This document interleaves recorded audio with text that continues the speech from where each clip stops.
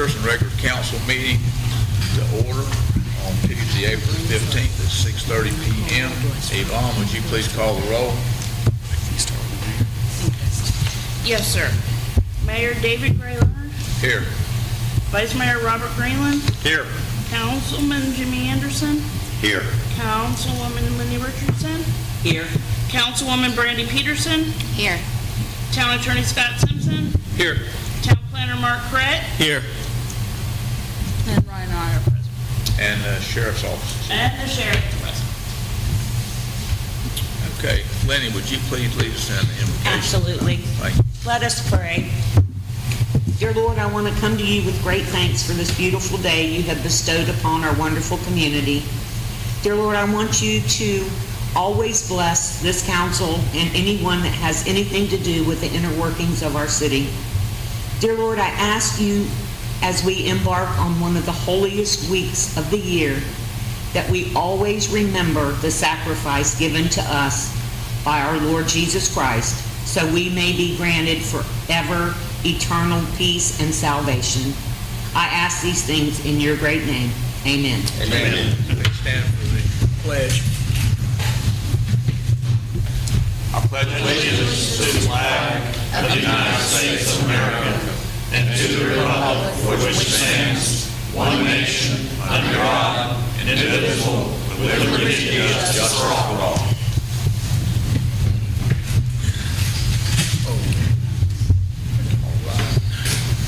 Okay, the first item on the agenda tonight is approval of our minutes. 4A is a regular meeting, and 4B is a workshop. Has everybody had an opportunity to read over those minutes for those two, for the meeting and the workshop? If so, I would entertain a motion to approve the minutes for both of those, the meeting and the workshop. I move to approve the regular meeting minutes of April 1st, 2025, and the workshop minutes of April 7th, 2025.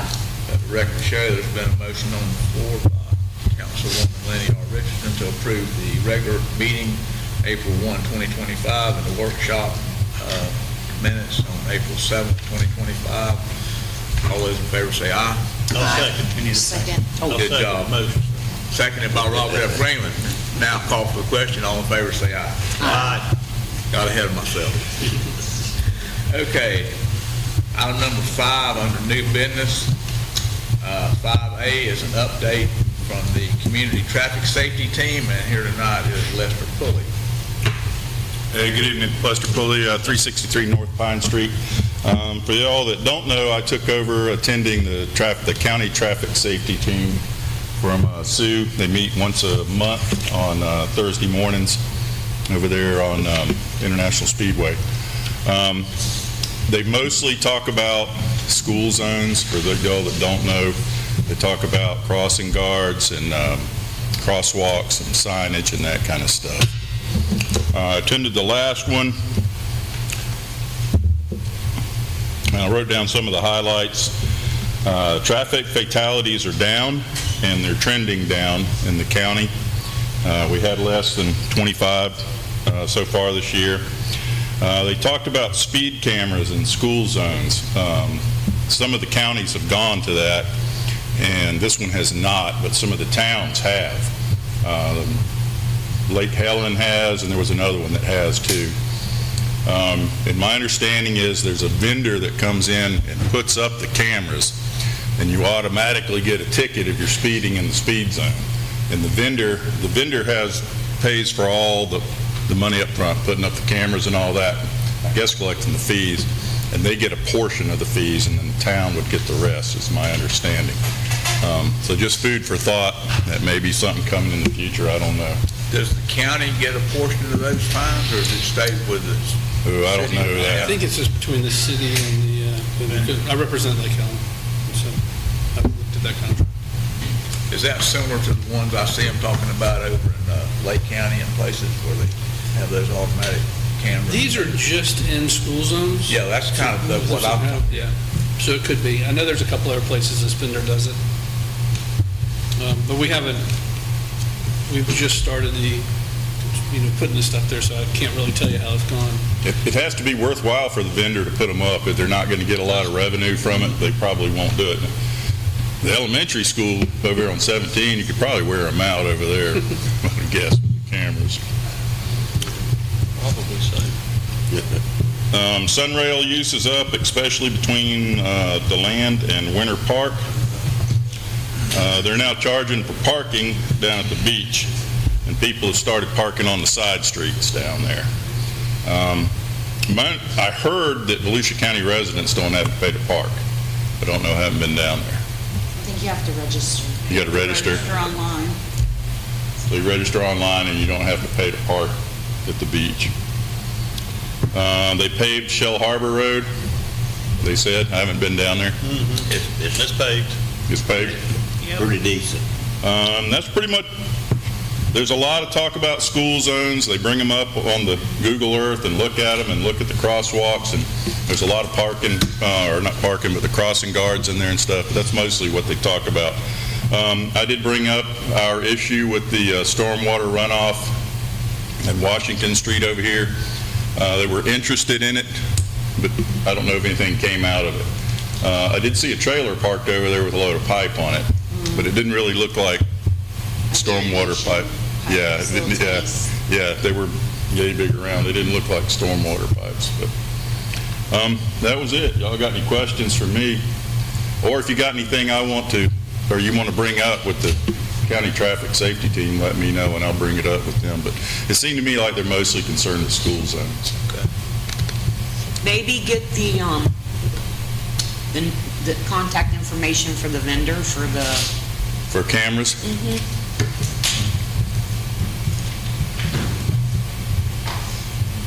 Did anybody ever check why they didn't line Van Oak? I know we talked. Yes. Talk about that later. Okay. I wasn't the only thing. Well, I'm going to talk about it now if you want to. But basically, he said that when the county redoes a road that's below a certain width or below a certain speed limit, they don't usually reline them unless we specifically want them to reline them, but he wasn't sure if it would really make a difference. Van Oak from Washington to the stop sign there wasn't marked before. First Avenue out here isn't marked. So he said, that's something that they could do if we really wanted to press the issue, but they usually don't, except for they put the double yellow lines and the stop strips at the intersections, just at the stop sign. Well, that So- kind of makes sense because Van Oak does skinny way down.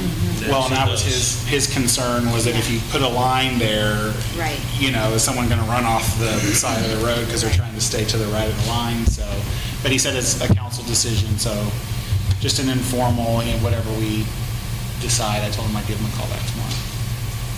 Seems like I even noticed on that repaving that even the repaving part narrows down in places and then widens back out a little bit. I think I went down it once.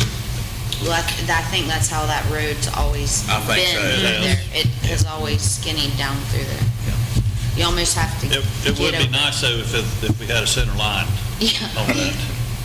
'Cause Even some if it people was a take solid- theirs out of the middle. Just a one solid solid line. line. Yeah. You want Ryan to contact them and Yeah. see if we Contact can't them, get see if that they one can't solid put a- line? One solid line down there. How's the rest of the council feel? That's about it? fine. Yeah. Seems to me.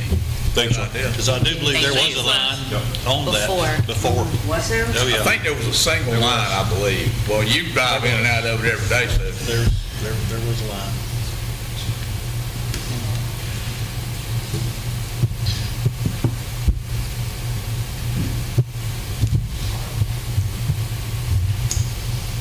Thank you, Lester. Thank you, Les. And before we leave that topic, could, if it's okay with council, ask you guys to maybe, see if we can locate a name on those vendors, for the cans for the school zone. Yeah, Les was Do you have the name of the vendor, Les? I don't have the name, but I did. Okay, you can get that for us. If you call Lake Helen, they have it, or I can send it to the city. I have their contract. Okay, I think good. Yeah, that would be, one vendor. There is, but there's not many in the state of Florida. Red light cameras used to be a big thing, and then that kind of went away. And not everybody that was doing red light cameras are now just switching to school zone cameras. It's kind of a specialized thing. So I don't think there's a lot of vendors. That's why Lake Helen didn't go out for proposals. This person came in and the commission accepted it after they received the information about what other vendors there really were out there. They went ahead and waived any formal bidding process and went with this vendor. If I may, I have a question for Scott. I did see recently some discrepancies, people saying I was not even there, or, with witnesses that said, no, they were not doing 82 miles per hour. Where would, if there is a discrepancy, if there is an issue, with whom would that That's one of the things that we had to make sure, code enforcement.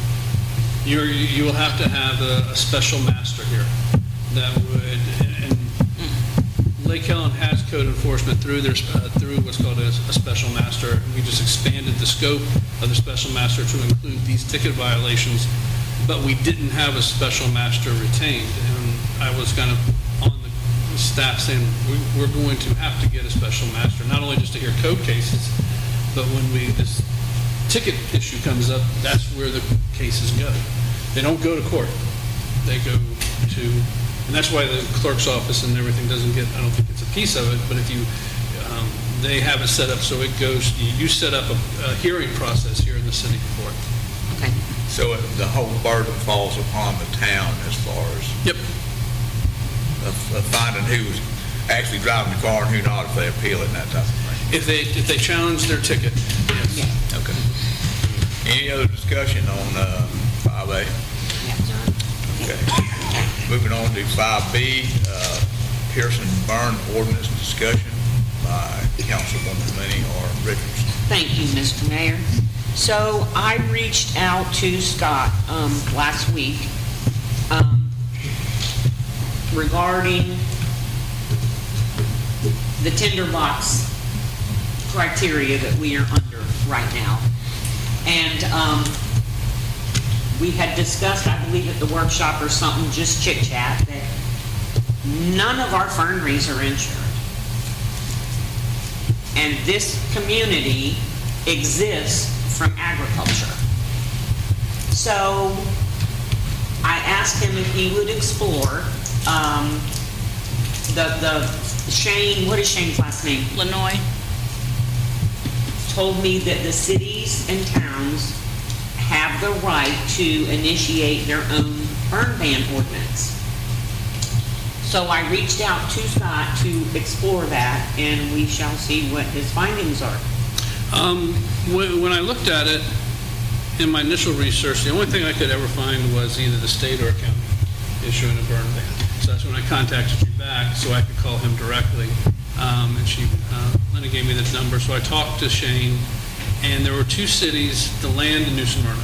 So I looked at their regulations. New Smyrna, I don't really think I think they really rely on someone else making that decision. But DeLand was, I think, truly a burn ban regulation where their fire chief makes the decision that, to put it in place based on certain criteria and things like that. So when I talked to Shane, he wanted to talk to the fire chief for the county, who was out of town all last week, coming back in Monday. He said he would get with him and get back to me. He hasn't got back to me yet. Okay. But the question is, if we are in the county's fire district, so we may be in their decision-making window or their jurisdiction to make that determination for us. DeLand and New Smyrna are not in the county's fire district.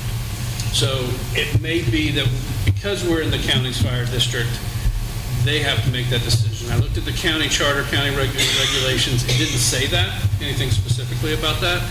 And I think when we talked, you mentioned this, Shane mentioned that he wanted to make sure, they had talked about setting up fire zones as opposed to, I guess it's an all or nothing proposition right now. There's a burn ban, it's a burn ban in the county, or there's not. And they were talking, they had explored the idea of creating zones where they could have a burn ban in a particular part of the county, but not the entire county. and they hadn't implemented that yet.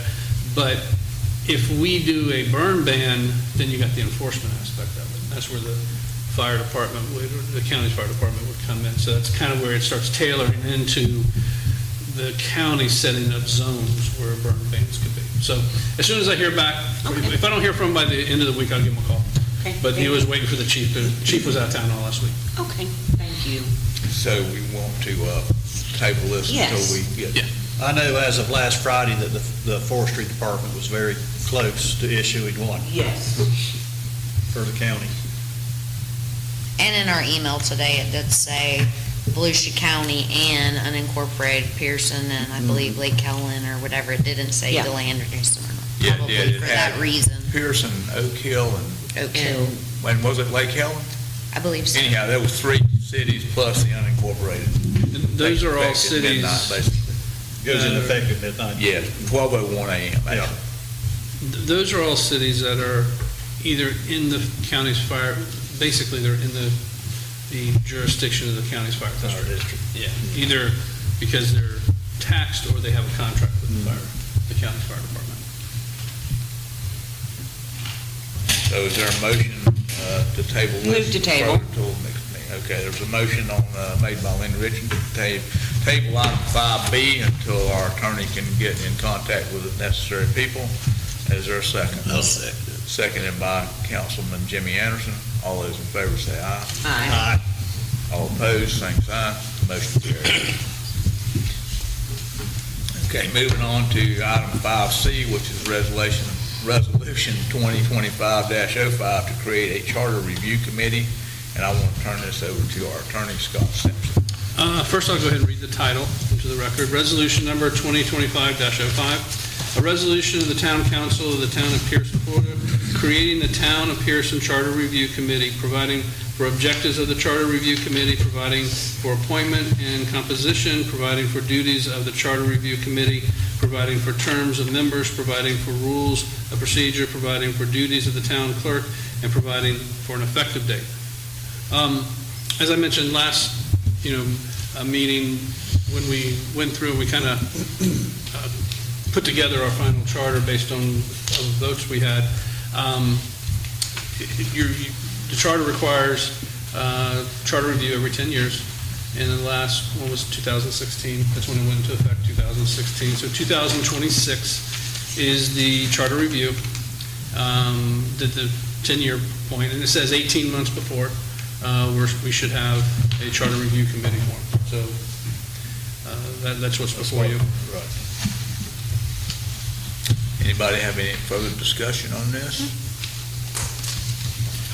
Is there we need to read this twice or once? Just once, it's a resolution. All right, resolution. Yeah, and this, once the charter review committee, y'all don't have to dissolve it. Once y'all take action on their recommendation, it automatically dissolves. Yeah, and they just make a recommendation. You don't have to accept any recommendation they make. You can accept exactly what they recommend, or you can add things to it. They just give you a recommendation, and then it's up to you all to decide what to do with it. Has everybody had a chance to look over this resolution? I mean, I have, and I see all the people that's been appointed to it, and so on, are appointed. Is there any more discussion on that then? Anybody in the audience have anything they want to add? No? You're blocking the sun? Okay, at this time, I'd like to call for a roll call vote on this item. I make a motion Oh, to you want- approve I thought we already had, I'm Resolution sorry. 2025-05. There's been a motion made to approve Resolution 2025-05 for the resolution of creating a charter review committee. Is there a second? Second. Motion's been made by Robert F. Freeman, seconded by Lenny R. Richardson. Now would we call for the roll call vote, please? Yes, sir. Councilwoman Brandy Peterson, Yes. Councilwoman Lenny Richardson, Yes. Councilman Jimmy Anderson, Yes. Vice Mayor Robert Greenland, Yes. and Mayor Gray Leonard. Yes. Let the record show that Resolution 2025 passed unanimously by a roll call vote.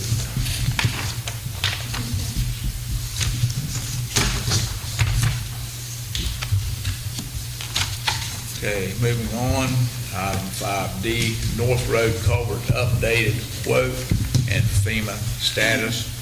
And I'd like to turn that over to Councilman Lenny Alves. Thank you, Mr. Mayor. So, everywhere you go, everywhere you turn, North Road Culvert, North Road Culvert, that's all I hear. So, we know that there is no guarantee for the FEMA money. People have been waiting since 2018 for money. So they recommended that FEMA recommended that we go through a different design process that would have been over 100,000, Ryan? Here we go again, no guarantee of any reimbursement. We had received prior, when we were contemplating doing it on our own accord, got a quote from the county. It was $61,000 and some change. It has since gone up $1,000, so it's $62,000 and some change. I don't know, but what, before the rainy season comes, we don't need to seriously address this and go ahead and fix it. Okay, is there any discussion on this? What do you guys Yeah. think? That's all I have. Vice Mayor? I think we should entertain to see if the county would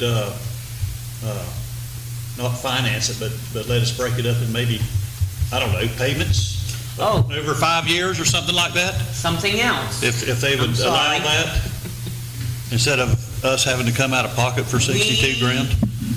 Ryan has talked to, who was it, Ameris Bank. Ameris Bank. There's some financing available to towns and municipalities through them.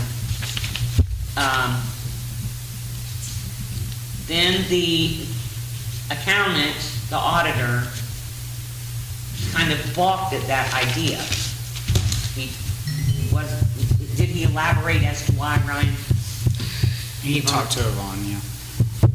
Did he elaborate as to why he? He just said it wasn't a good idea to create debt. To create debt, and that it would be more paperwork, and we would have to report to the state why we had to take a loan. So if you have the money, do it, and don't do the credit. That's all he said. Jim's a man of little words. Yes, Yeah. he is. He just gets straight to the point, says what he Yes, feels, he and he's is. done. If you have the money to do it, but don't borrow the money, basically, is what he said. But here's the catch-22 on that. So you've got money to do it in CDs. We do it, and then at the end of the year, Jim goes, well, now you have this extra $60,000 expenditure. Either way, you've got to explain to the state why you went over your budget. Correct. So either way, you're still gonna have to explain it. Maybe the state needs to know that these municipalities can't get any money to fix roads. Because it's a huge problem. I mean, it's not just here. You can get as much money as you want for a brand-new road, but not to take care of the old roads. I mean, That's kind of what I ran into when I haven't talked to them in quite some time, but a few years back when I talked to FDOT, it was, there's money available, grant money available to build a new road, we just don't have any grant money available to fix any roads. correct. Was basically the answer I got. Did they give you a time frame when they thought these funds could be available, Ryan? I just have to sign a letter accepting the terms. Probably a couple weeks to a month. I mean, they've already got all our financials. They would just need a letter from us signed saying that we approved of that. The term was, it was for $100,000, and the interest on it was prime -1, which right now is 6.5. And Jim did say to me on the phone that he is pretty sure it's even gonna go down a point in the next year. in the next year. Down an additional point from whatever it is right now. So that would be an additional point. Do we know if all municipalities in the county is having trouble with FEMA? Oh, yes, everybody has Several a of them problem. are, yeah. I think everybody's having trouble with Everybody. FEMA.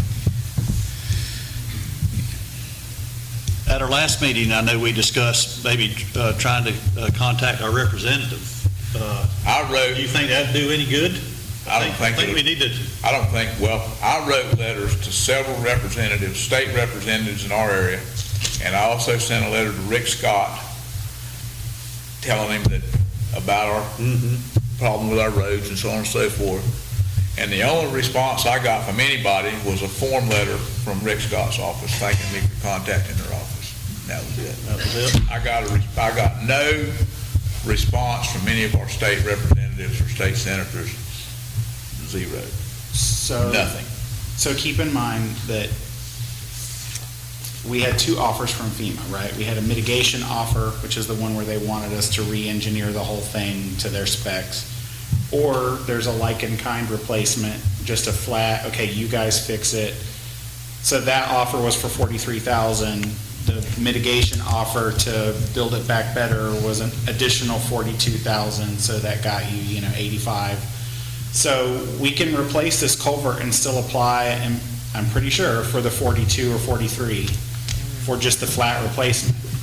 It still doesn't guarantee it to you, because as we talked Right. about last time, And they Scott- come to you all the time and they say, do you have this? Do you have this documentation? Do you have this permit? Did you get this? And sometimes we have that and sometimes we don't. So I mean, we could still apply for reimbursement, but I would move forward just not expecting to get it. If we get it, it's great. It's $43,000 back into our funds, but Well, I agree with Councilwoman Richardson. That's got to be fixed before August and September get here. We were fixing it this time last year, Right. Exactly. getting quotes, Yeah. so. so do we want to just approve the quote and then I can maybe reach out to the CPA and say, these are our two funding options, either we have to pull money from our reserves or we have to finance it, which is easier to explain to the state. Why don't you find that out for us, if you would, Ryan? Do we want to find that out before we approve the replacement of the culvert? I think the culvert. No, I think we need to replace the culvert one way or the Gotta other. be. It's got to be replaced, yeah. And keep in mind, you guys had already approved this quote last year, Yeah. but it is like $1,400 higher now, so probably have to. We approve for originally the new approved amount. the county to do it, county road and bridges, correct? Correct. He said they're 4 to 6 weeks out. So if you approve it, I can email them tomorrow and hopefully have them. And the only thing we have to do is when they do it, we have to help them with MOT. This doesn't include like road closures. So our boys will have to put out some road closure Right. signs and we'll have to post notice letting everybody know that it's detoured. Yeah, they did before when Rick fixed the other one, culvert there on North Road. With that, then, I'll make a motion that we contract with the County of Volusia to replace the culvert on North Road for a price of $62,626.19. I would also include in that, just in case you have any waiver of any form of bidding requirements. I don't know if we have them in the city. Waiver of any what? Bidding, going out for Oh, bids. biddings. Usually, once you Okay. get projects of a certain threshold, you need to go out and get proposals. We had previous bid Yes. from. We had a couple last Built year. Line Construction, and they were Yes. a little bit, they were higher than this Yeah, bid. They were a little over 100,000. Yes, I would just go ahead and waive it, that could be the justification. We got bids before and they were higher than this bid is. I think it's in the best interest of the city to proceed with the county. Yes, I Include that in the include that motion. with the motion. Okay, there's been a motion on the floor by Vice Mayor Robert F. Greenland to go ahead with the culvert replacement on North Road with the Volusia County Road and Bridges in the amount of $62,626.19. Is there a second? Second. Seconded by Councilman Jimmy Anderson. Yvonne, would you please do a roll call vote on this item? Councilwoman Brandy Peterson, Yes. Councilwoman Lenny Richardson, Yes. Councilman Jimmy Anderson, Yes. Vice Mayor Robert Greenland, Yes. Mayor Gray Leonard. Yes. Let the record show the roll call vote was taken and the motion passed by unanimous vote to replace our culvert on North Road.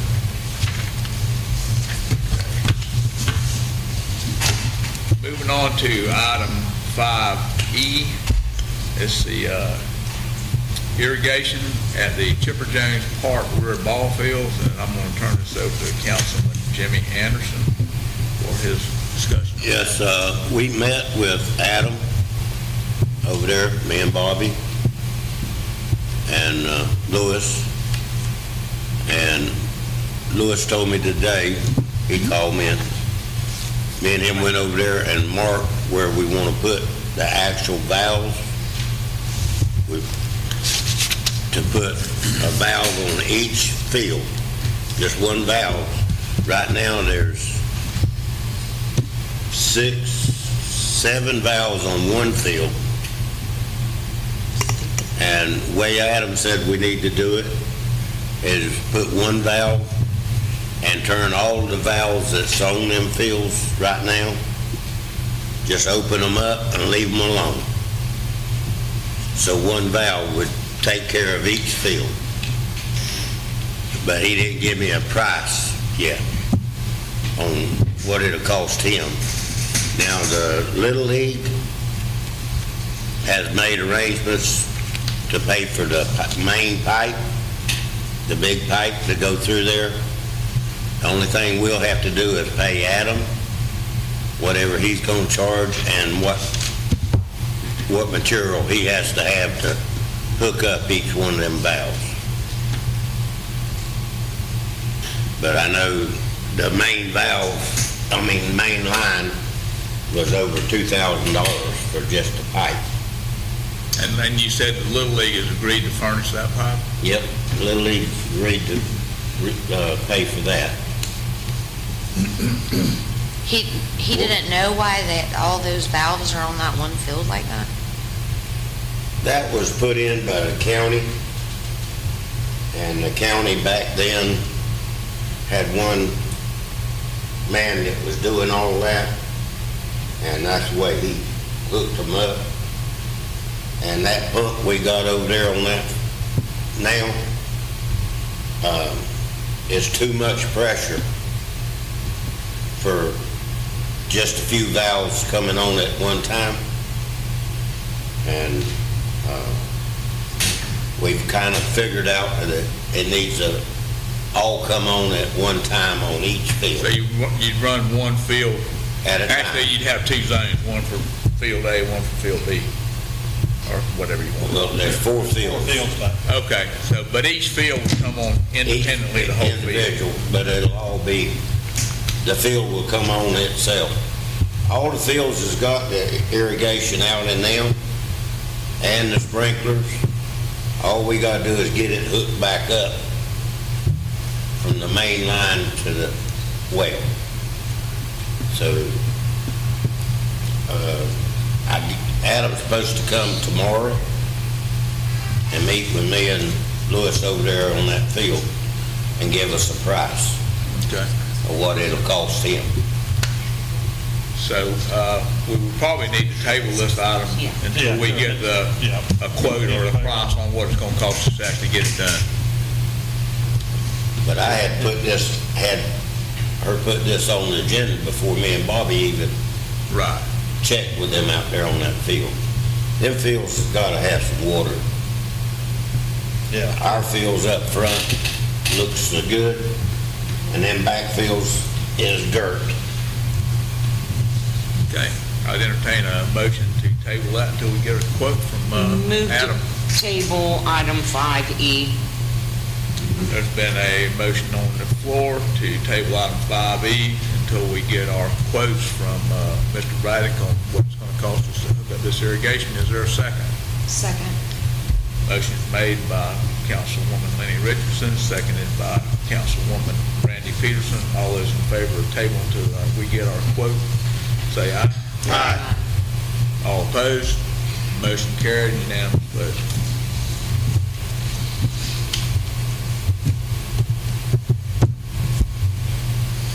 Okay, moving on to item 5F, it's Sunday alcohol sales within the town limits, and this is Councilwoman Lenny R. Richards. Thank you, Mr. Mayor. Ma'am.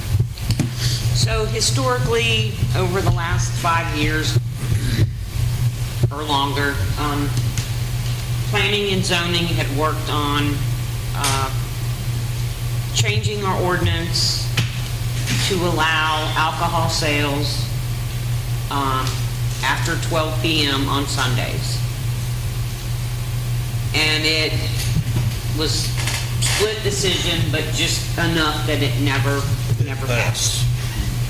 So here we are, finances, needing to save every dime, needing to create every dime of revenue possible. I think we're letting a lot of money slip through our hands from the sales tax revenue by not allowing this. We have the new boat ramp at Shell Harbor. Shell Harbor. I don't know how many times I've been at the dollar store on a Sunday and people pull in with a boat, and, oh, you can't buy beer here? No, you can't buy beer here on Sunday. I just think it's time that we make that change. Not having nothing further. Any other discussion? I mean, I said before, we're not keeping people from drinking alcohol. No. They're going to Astor, Seville, or Barberville, Yeah. They only have to go 5 miles each direction, they can get whatever. Correct. Yeah. And then you're running the risk from drunk driving, killing somebody to do it, so.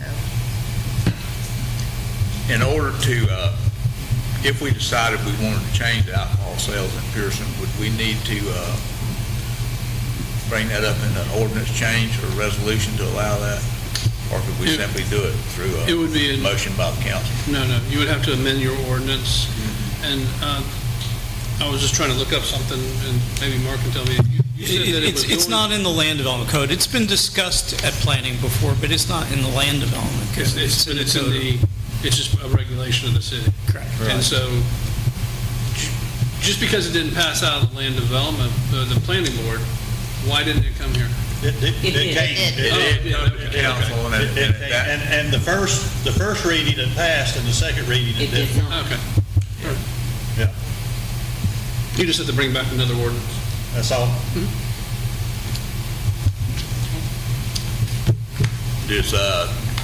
do you need to draft that ordinance, Scott? or He how might do be you able to proceed use the with that? same ordinance that was already drafted a year ago. I could look at it, but it's Do you know pretty simple change. what the status on that would be, Mark? Christian drafted it. It should be available. You Yeah, should be able it to should put it be. on your next agenda. Okay, let's look at the ordinance, and if that ordinance is satisfactory, if you Yeah. look at it, then we can put it on the next agenda. You'd still have to do first reading again. Yeah, but I mean, we can get it, start it moving forward. Yes. One way or the other. Okay.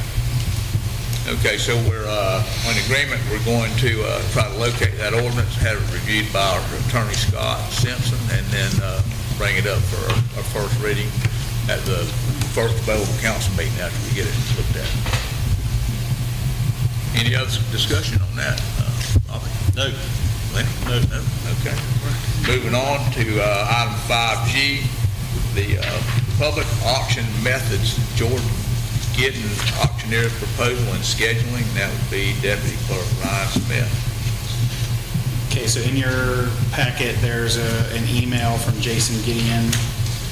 Spoke to him on the phone the other day. They have a blanket contract with Volusia County. They do all of Volusia County surplus auctions. He said it would be as easy as us just signing on to the Volusia County blanket contract. Terms would be the same. Essentially, what you'd do is you'd sign a contract. They would send an employee out. The employee would photograph, catalog, document everything. They take care of any title issues, if there's any title issues. That's probably more toward the aircraft side of it. They post them on their website. They run the auction for as long as you want. Most people run 7 to 14 days. some as long as 30. I asked him what happens if you don't get bids. He said, we almost never don't have bids because people buy it for scrap, they buy it for parts. He said, you're almost guaranteed to sell it if you put it on there. So basically, everything stays here, it's photographed here. He said people might want to come look at it, so you'd have to deal with those people. But otherwise, they do everything remotely. It gets bid on, the winning bidder pays them, they take their fee out of it, and then they pay us what's left. Most all of our stuff, so you see number 2 here on the back of that email, it says all non-titled motorized items, including tractors, mowers, generators, welders, etc., they take 15%. The planes, they would take 12.5. He said most of our stuff would fall into the 15 except for the planes, which would be 12.5. So we have to decide, do we want to let them do all the work and just let them keep the 15, or do we want to go through the hassle of trying to do it ourselves and catalog it and photograph it? So, I don't know. I said, I don't know which way we ought to go. Maybe easier just to let them deal with it. Yeah. That's kind of what I was processing in my mind, that I think it would be better for us just to let them do it and set it up, Do take all the care of leg- it. do Let them all the do the legwork, legwork. everything. Yeah. So basically what would happen then is we would sign the contract, and then we would pick a date for him to come catalog everything, and then that would give us time. We have to notice the owners of the planes that there's an auction. And Scott, we also have to publish this in the paper or something, right, to make it, because it's Yeah, public? we got to finish up the notices that are required under the Right. law. We How have to long, come- do you know how long the notice is? Do they get like 30 days or something, or? I'd have to look and see. I don't think so. I think my recollection is we just got to give notice to the plane owner that we're Right. doing the auction. Right. And just while we're on the subject of that, I did send a letter to Eagle Sport about their glider that's been out there, that blue and white glider, and Gray told me this afternoon it has been moved. It's gone. So It is gone? after they received their letter, I guess they came and got it. I was there today, and I'll discuss why I was there today later at the meeting, but I was there today, and I noticed that the glider was gone. I don't know when it was removed. I just know that it's no longer there. It's been removed. Was the bill current or no? No, they owe us No. 11 months. Oh, So I guess we probably won't of see course. that. Like I heard someone else say earlier, I don't think that we'll ever see that. Doesn't matter. But they're not going to get any deeper into it, so. No. Okay, so, I have one thing pertaining to this. There's one piece of equipment that we totally overlooked, is that striping machine that was purchased 10 years ago or Yeah, Longer than something. that. Long time ago. Longer than that. It doesn't work. I know we spent $1,000 at one point Yeah. sending it to get it worked on. It needs to be added to the surplus list. Is it too late to do that, Scott, or can we? No, we can just bring back a resolution declaring that surplus at the next meeting. Okay. Just that one item, Scott? Yes. Do another, okay. No, Okay. we've already declared everything else surplus. Right. right. The only thing we just need to add is that one item, correct? And would we bring the contract back for their approval too, the next meeting? Yes, we can. Yeah. So at this point in time, we're all in agreement to move forward with letting George Gideon Auctions help us out with this. You need a motion for that? Yes. It's going to come back for formal approval. That's what I think. Okay. But wait, let's just wait for the formal approval. Okay. We can vote on it and be done with it. The contract's going to come back. Yeah, I think we can wait till the contract gets here. Do you think so, Vice Yeah. Mayor? Oh, yes, Yeah. sure. Okay. All right. Any other discussion on the getting rid of our surplus equipment? Okay.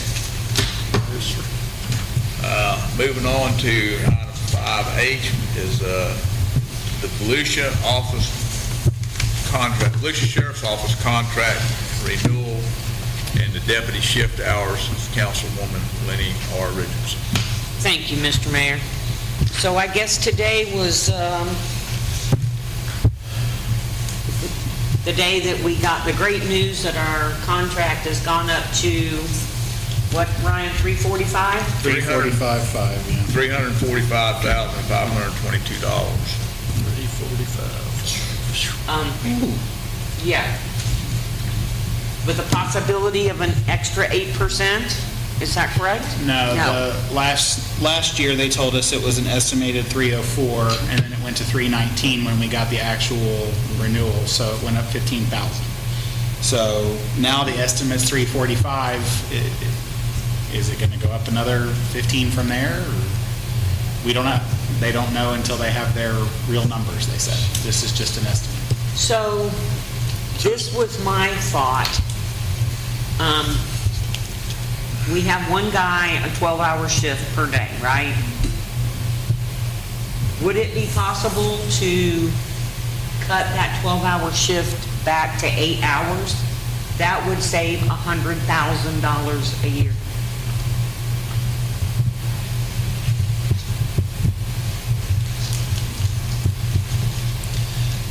One thing for sure, we cannot keep absorbing this We increase, cannot.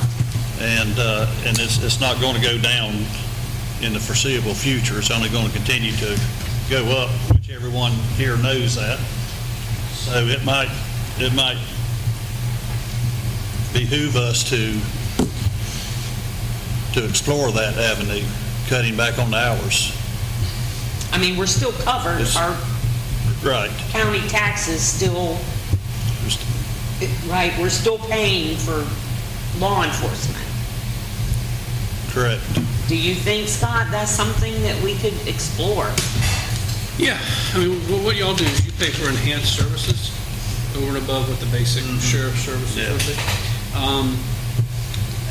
I don't know how you came up with 100,000. I don't know if you just did it proportionally. Just rough math in my head. Numbers. I don't know if that is true.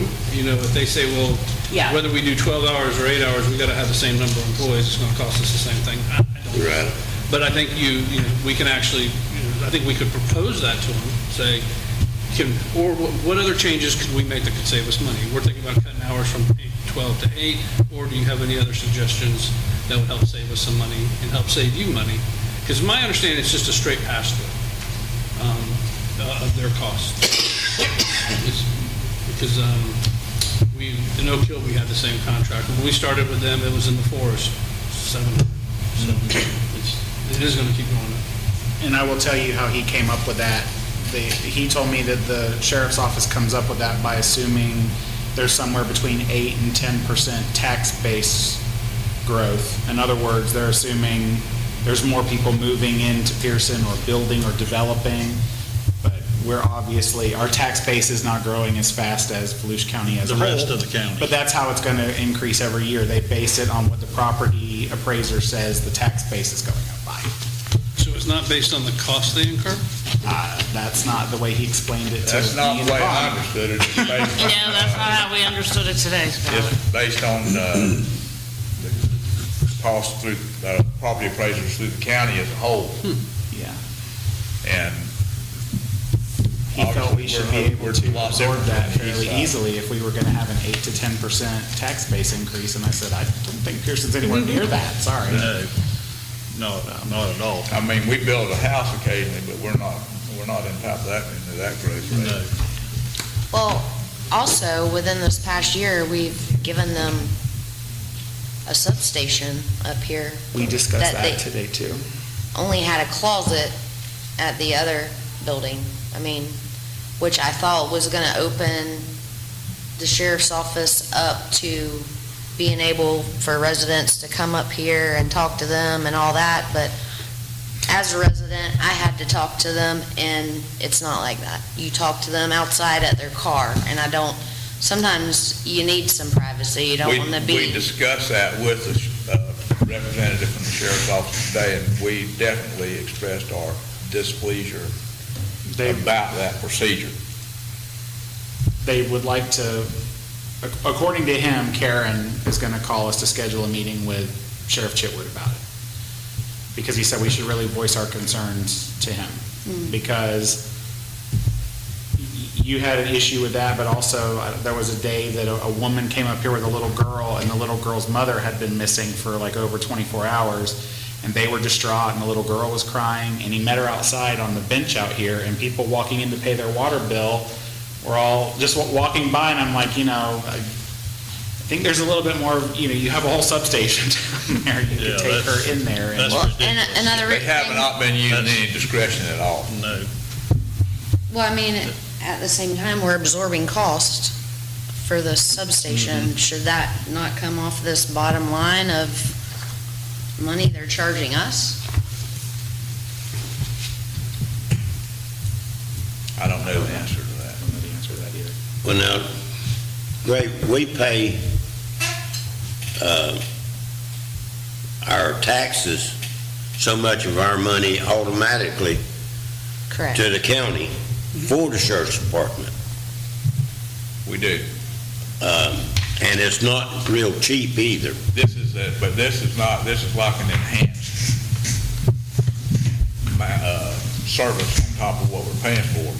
I think we looked it up, and the residents of Pierson, it totals something like $180-something thousand. 156 or something like that. That comes out of the Pierson property taxes that goes to pay the sheriff's department. Yes. On top of. On top of what we're already paying. Exactly. So Scott, I have a question, if you don't mind. I tried to look it up earlier, but maybe I wasn't looking in the right place. So everybody in Volusia County, every municipality, if they don't have their own police department, they have a contractual thing with the sheriff's office. Is that a requirement by state law that a municipality do that, or is that a county thing? 'Cause I we're don't a chartered county? know. They asked that question, you're right that they all do that, but I can't say that I've actually seen a law that says you have to have a police department. Because our town charter says we may provide May provide. or shall provide. No, No, it I wasn't shall. can't remember it the was- verbiage. There's a difference between shall and may.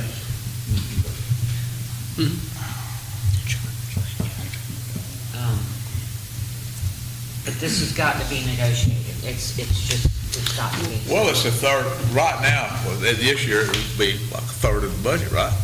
Oh, I yeah. mean, in just round numbers. I mean, I guess my question is why do we have it? It feels like we have to have it. Because if you look at this sheet, every town that doesn't have their own police department has it. So I feel like this has to be mandated somewhere that we're required to have this. Because otherwise, why, like you said, we're already paying on the Pierson property taxes and the county property taxes for sheriff services. They service all the unincorporated areas. What's the difference? And we've also had the issue where we call our town deputy who's supposedly on call, and they're in Astor, or they're in Barberville. And we brought that up to him today too. I understand if it's an emergency, if you really need somebody.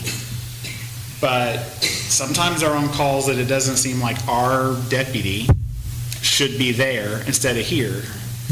And he really couldn't answer that question either. He said, well, if you call 911, if it's an emergency, someone will come. That's not the point. You pay a 12-hour shift for someone, they should be in your town limits. Well, an example of that is recently when we had the vandalism on the shoulder of the road on Hazen Road. Our deputy he was on duty, but he was in Astor down at Mary Farms where the gentleman hung himself. And there was a team of deputies and investigators and everything else down there. And my question was, well, why is he staying down there all this time? And we had to wait an extended length of time for him to respond to a request made by the town. I remember years ago when Hagan Browning was our deputy that worked the 14 zone. He told me, he said, Lenny, I'm not allowed to leave the city limits of Pierson unless there's a deputy being shot at or one down. He said, I'm not allowed to leave. Well, that's not the case anymore. No, it's not. And I saw one of our deputies direct traffic at an intersection at 40 and 17 during bike week. He was there for at least 3 hours because I went to DeLand, was gone for a while, came back, he was still standing on the same corner directing traffic. And that was our town deputy. Well, I think we need to have a sit-down, heart-to-heart with Volusia County sheriffs, I agree. What I would suggest with the top sheriff. is Yeah. get a copy of Oak Hill's contract, and let's compare it to our contract. Okay. You got to have negotiating leverage, and that's really the thing you got to find is, do you have leverage? Because otherwise, I mean, if you're negotiating with a sole source, it's not good. So you either take it or leave it what they offer. So let's see what they do. I thought, at least in Oak Hill, they were charging us the cost of the deputies that were being in the city, and however they allocated those costs. And there may be some, some administrative overhead, things like that. But I've never heard the percentage of assessed valuation. That doesn't seem equitable. That's what the gentleman told us today, right? Their finance department. His characterization of it seemed to be, we shouldn't have a hard time paying for this because our tax base should be going up 8 to 10%, but it's not. And I don't, is it because their expenses are going up 8 to 10%? I mean, that's one thing, if their retirement goes up and their pay goes up, an annual increase or whatever, but. And I know the county, the sheriff was trying to expand. I think the sheriff would actually elected to be the law enforcement officer for the entire county. He wanted to take over Holly Hills, when Holly Hill had all their controversy. Well, if they're basing it on the growth of Volusia County, and they're charging us the same thing as they're charging Ormond Beach and Daytona and Deltona, that is not right. That's because there's no way, at 10% increase, we did 160 homes go in here last year? Well, and you I also think there was got- 3. You got, don't you have a lot of ag exempt property here? Yes. So that ain't going up at all. So, that, maybe we need to bring that up to them. I'm wondering if maybe they use that 8 to 10% as an estimating tool, and then the actual, because that's what he told us was, he said, then we bill you for the actual cost when the numbers come out, because remember he said, if you were to overpay, the sheriff's office would obviously cut you a check and refund you for the difference you overpaid. But something tells me that no one ever. I don't think we've ever overpaid them. No, we never got a refund, not as long as I've been here. Well, Yeah. I think we can, before the meeting, my suggestion would be that we do homework and we get some data together. Let's look at, all this stuff is public record. We can get the sheriff's budget for the last few years. How much are they actually spending? How much are they billing out? How much time are they spending here? How much does it cost for the officer? We can also look at our property rate increase compared to other jurisdictions. All this stuff is very easily attainable, and it's all public record. Just so we can have something to talk about. Right. I agree. I'm just glad we're not, of course, Deltona has a bigger tax base than we do, but their bill is over $15 million. Yeah, they have. I believe it was, of course, this was 5 or 8 years ago. Was it 80? 80 sheriffs? They have a Volusia lot. County? Oh, They it's a and they bunch got of they have a huge It's a bunch.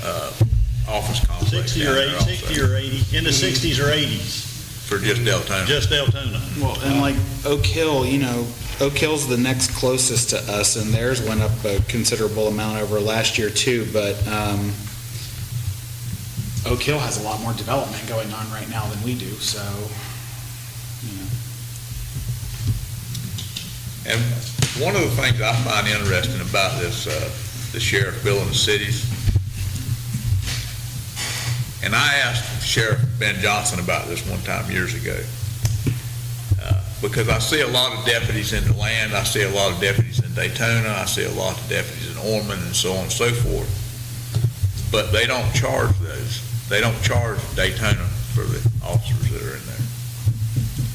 And he said, well, that's because they have their own police department. And my asked question was, well, why are you charging the folks that don't have any police protection, but you're giving free additional protection to the folks in Daytona? And he told me, he said, well, almost all those guys you see in Daytona are serving papers. And I right then I said, well, I don't need further discussion of this. But I just wonder why they get the benefit of all the sheriff's deputies working in their cities, but I don't see them being charged. I just see the cities Right. or the towns that have no law enforcement officers at all, and we get billed. And I don't think that's appropriate either, but I think what the difference is, and as you said,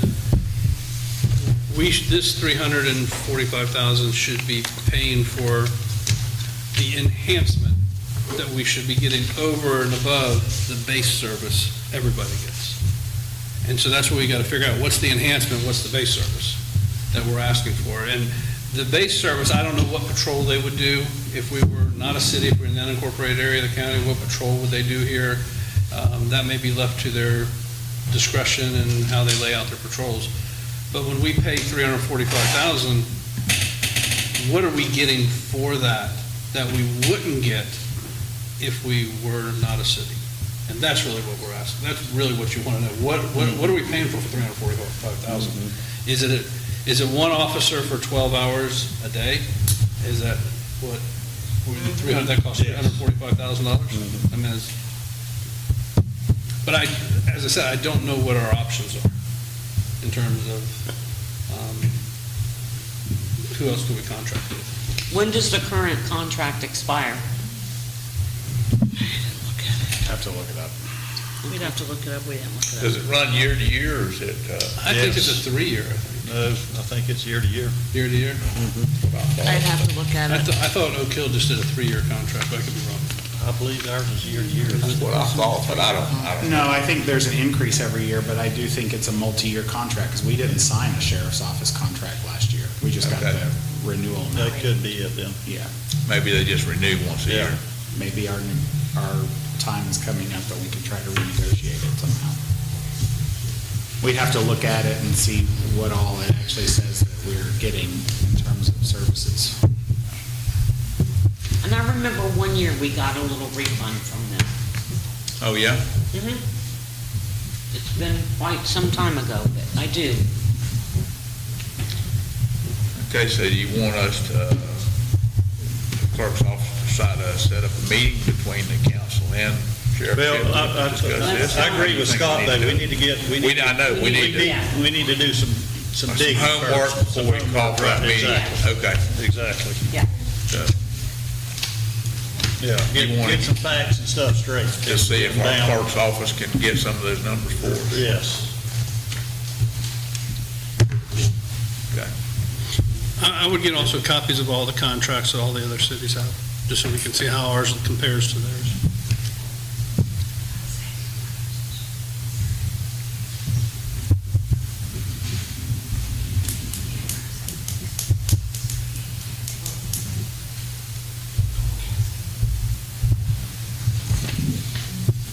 All right, is there any further discussion on item 5H? If not, we can move on. No, sir, thank you.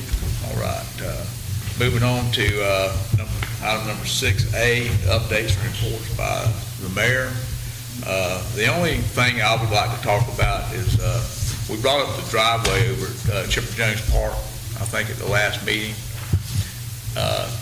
What about if we could close that gate and enter through that driveway entrance where there's a culvert about halfway between Chipper Jones Lane and the railroad track? If we could establish an entrance coming in there to avoid the traffic coming in that main gate. When it's dry, there wouldn't be no problem. Right. When it's wet, you'd rut that up so bad. When it's wet, it would probably be even hard to come in through the Highway 17 Yeah. route Yes, too, wouldn't it? it would be. The entrance there by the railroad track is one The one that runs right alongside the alongside the railroad. railroad track. Well, Yeah. you want to maybe explore closing that gate when they're having a game event and having the people come in by the railroad, or? It would be safer for the kids that's running around. Oh, I that's for agree sure. with that. I agree it would be, yes. Yeah, So we could basically put a sign on the gate when the gate was closed, enter at the railroad track railroad entrance. I gave them their signs back, so they're putting them up and down when they close the gate. They're not leaving it up permanently. Okay, They're all right. removing it every time. But could we maybe ask them to change that sign to come in off of the railroad track entrance? I mean, I can ask them. I'm not sure they're gonna have a sign redone. I mean, they had that made. I thought they made it themselves. I think they just hand wrote on the back of one of of their sponsor signs. Oh, I didn't unwrap it, I Oh, just. yeah. Yeah, It looks they like they just used hand tape wrote with or a marker or marker. something. Okay, yeah, They yeah. hand wrote Oh, with a marker, absolutely and I then. think they made it. Yeah, I'll ask them. Another thing that, I mean, obviously, I think it's unsafe for a lot of traffic to be coming in and out when there's a bunch of kids running around. But I also think maybe we could ask our sheriff's office to do some patrol up there when those games are going on, because that road is posted with 5-mile-an-hour speed limit. And I think it would be good if people were driving on that road, that was enforced. You talking about the road that goes between the ball fields? Chipper Jones Lane, Oh, yeah. there's a 5-mile-an-hour Yeah. speed limit It's- there. And I would assume that would be just as enforceable as any other speed limit on any other street in town. But I mean, can you enforce that if that's not an actual road? If that gate's It's not closed, really you're not, applied. If we close the gate, we're not gonna have to worry about it. Right. But either way, it's not a platted road, so I don't know Right. if they could enforce a speed limit sign there. I didn't realize it wasn't platted No, road. it's just. She designed. told me it's also usually only Tuesdays and Fridays. That's when they have the most games up there, and that's when it'll be closed. Well, then, they could come in off the railroad track, I think that would be, There's a sign there at the railroad track. yeah, there are, yeah, It says parking. yeah. okay. And The Jimmy, thing about, can you, go ahead. Jimmy, right there, when you come off the railroad track into that road, can you have the guys put some lime rock or whatever, or base down there? Because there's a big hole right there, I believe. There is, I've hit it. As soon as you turn off the road, Yes. yeah, like a hole.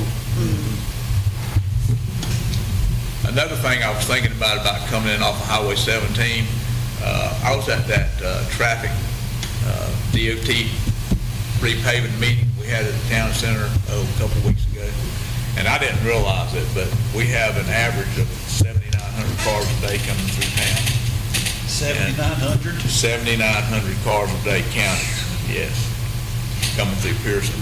So when you're turning in off of Highway 17 with that much traffic on the road, I think you're going to maybe increase the likelihood of some type of a rear-end collision there, whereas maybe on Washington, Yeah.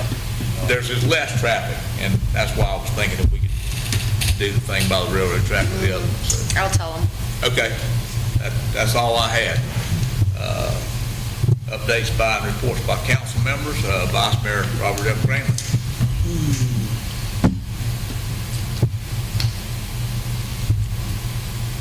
Not at this time, Mayor. Okay. Councilman Jimmy Anderson. The only thing I've got is, I was talking about it earlier, the fire department, we got to be able to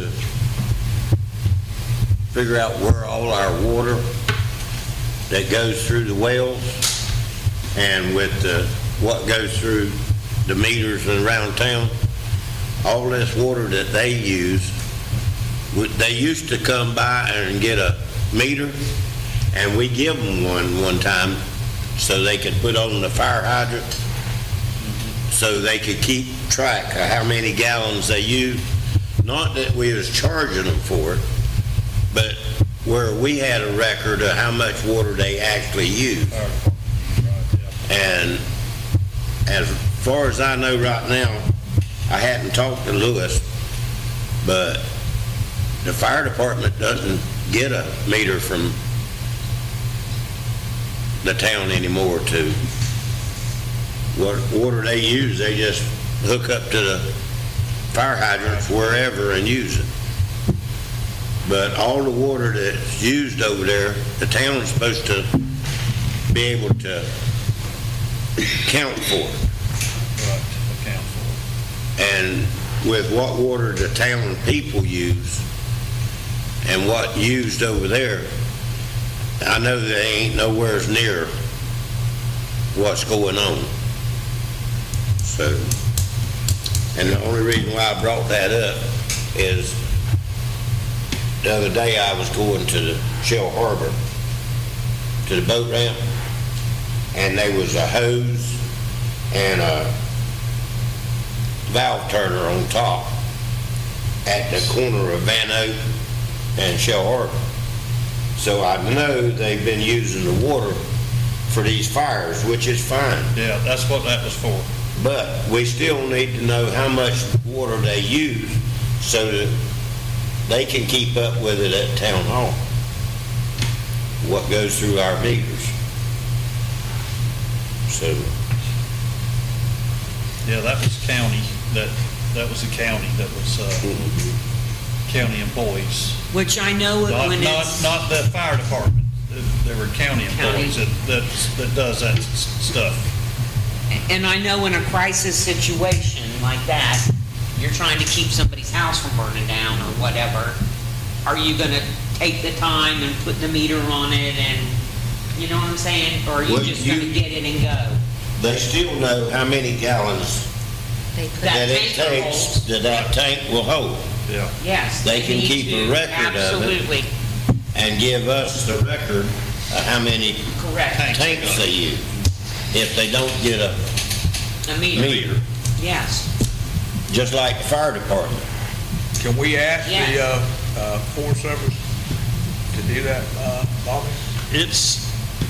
I don't know if it was the Forest Service or it was the county. Or if it was Volusia County? It was Volusia County. Okay, well, Forest Service wasn't involved. No, they were, it was a county that was doing the mop-up work, you know, Yeah. and that's where they were getting their water from. There's a hydrant right there on the corner of Shell Harbor and And Van Oaks. And I think it would be nice to know Absolutely. how much they're using so we can keep our numbers a little close. It wouldn't be that difficult to keep up with the tanks either. That'd be the easiest thing to do, is worry about. Yeah, keep up with the tanks. We use 10 tanks or 2 tanks or Right. whatever, it's so many gallons a tank. So I guess we can ask the county to do it. Yeah.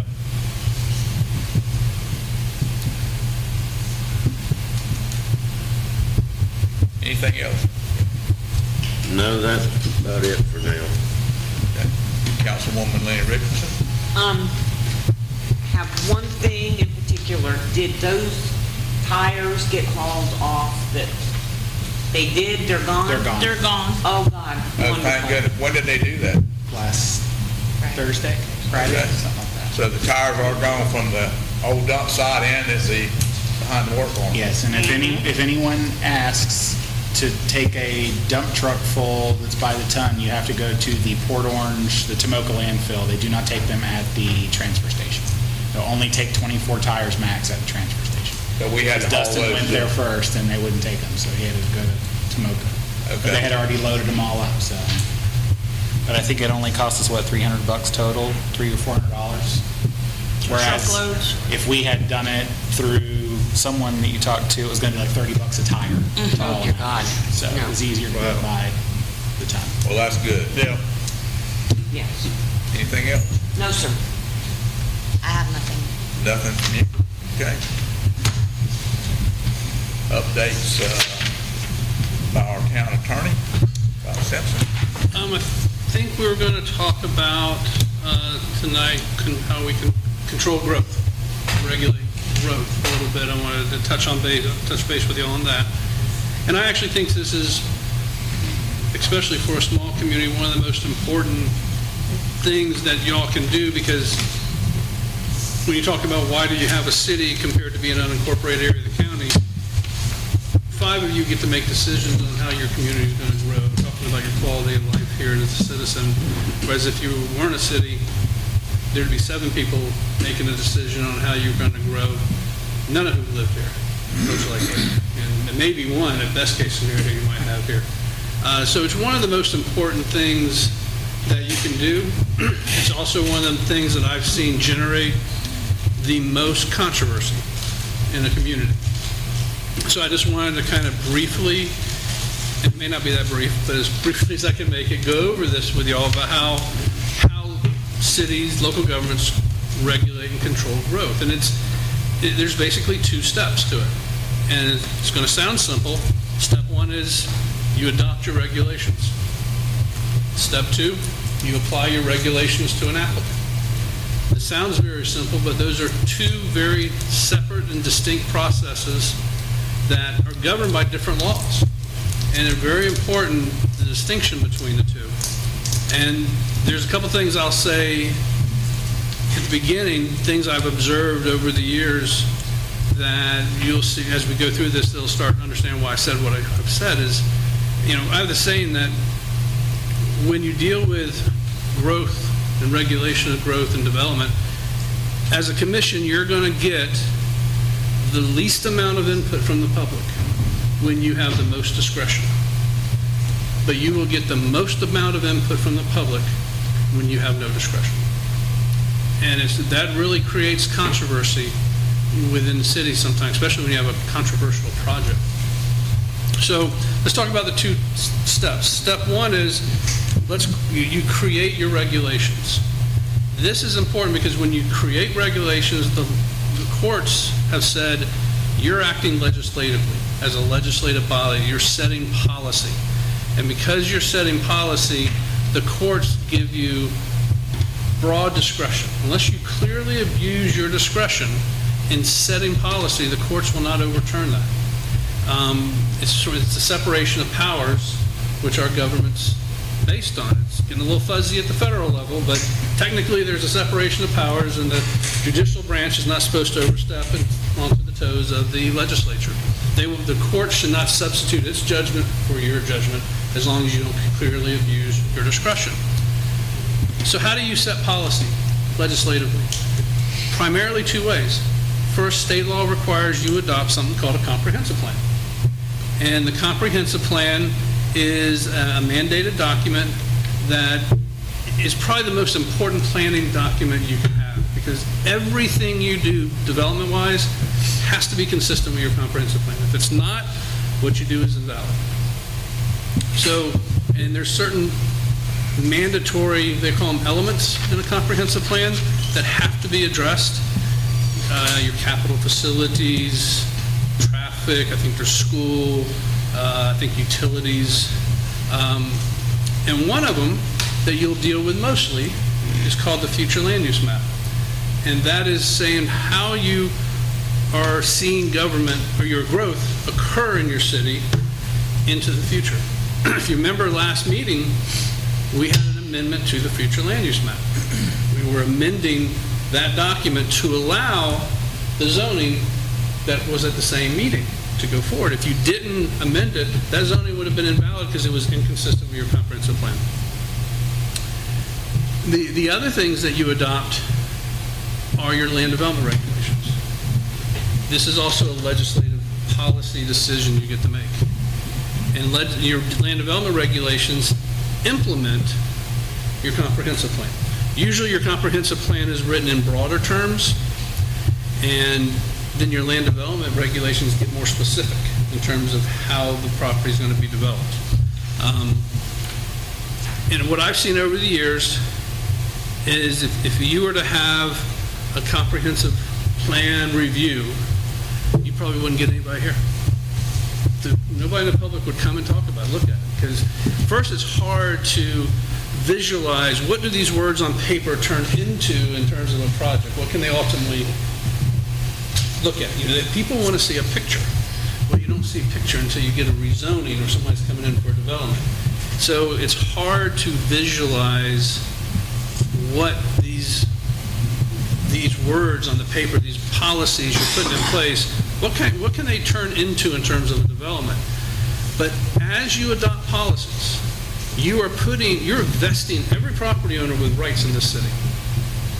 That they have now the right to pursue development pursuant to these policies you put in place.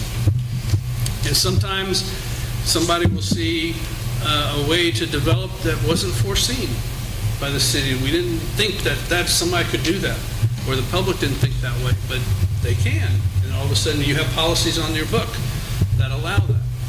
So you have discretion in setting the policies, broad discretion. So that's step one.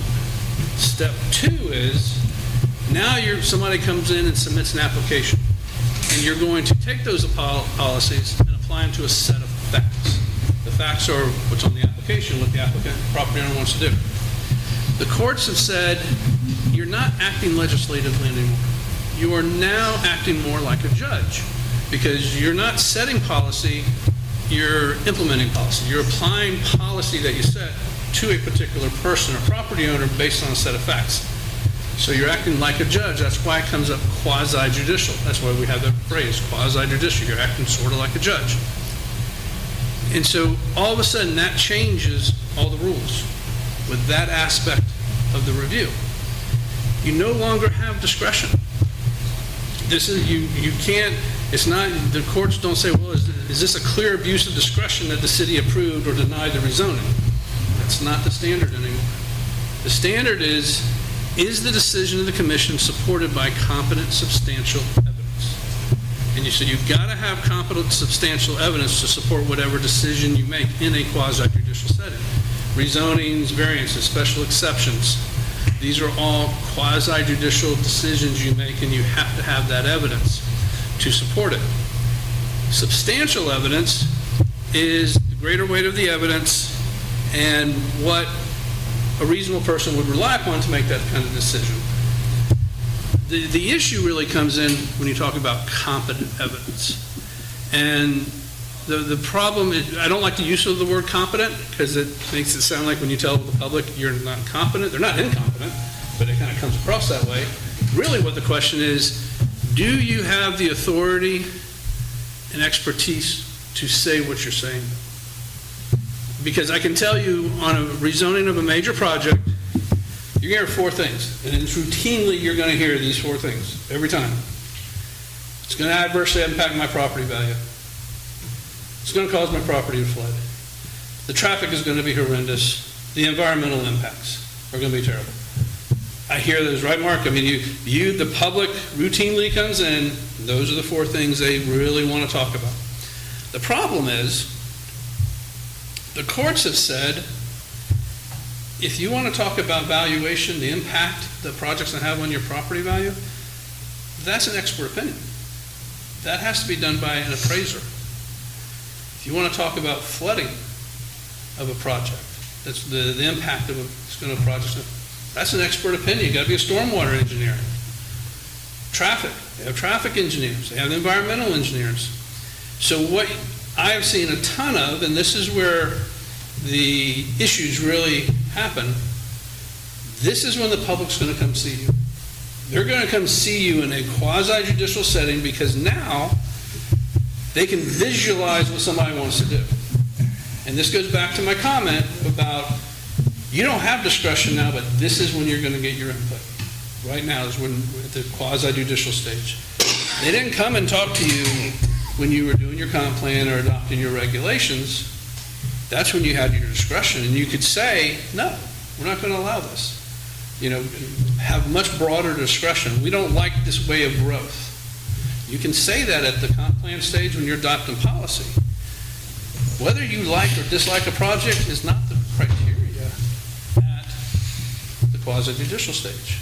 The criteria is there competent, substantial evidence to support the application that's been submitted before? Now, the applicant has the burden of establishing they meet our criteria by competent, substantial evidence. And you may say, well, see, they have the burden of proof, so that's good. It's on them to do that. Any good developer is going to give you might as well assume they're going to present you with competent, substantial evidence. That's their job. They're going to bring in the engineers, the planners, the architects, the lawyers. They will make sure that they present you competent, substantial evidence. And in the eyes of the law, the way the law looks at it is, and when I say when the law looks at it, if it was to be challenged, the court says, okay, did the applicant meet their burden of proof? If the applicant didn't meet their burden of proof, case is over, you don't get what you asked for out. But if the applicant did meet their burden of proof, the burden shifts because the city didn't grant what the applicant wanted if we're in court, so the burden shifts. And so the question is, okay, city, applicant met their burden of proof, they have competent, substantial evidence. Now, let's look at your decision and what was the basis of your decision.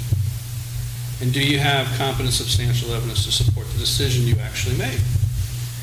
And typically, the public that comes in are not going to come in with engineers and planners and maybe a lawyer. But honestly, lawyer isn't competent. Lawyer is not competent evidence. It's argument. When a lawyer comes in and speaks, and they do quite frequently on zoning cases, That is not evidence at all. That's just argument. The evidence is the other stuff that's been presented and then the attorney argues that. But it's not evidence that you can rely on. So the court does not care that there may be more or better evidence to support some other decision that you made than what you made. They only care to say, is there competent substantial evidence to support the quasi-judicial decision you made? They won't look to see what the other evidence is out there. And it may have been more evidence to support some other decision. That's not what the court looks at. The court looks to make sure you have competent substantial evidence to support your decision. And what else is substantial evidence? Mark's testing of his opinion, recommendations. That's competent substantial evidence.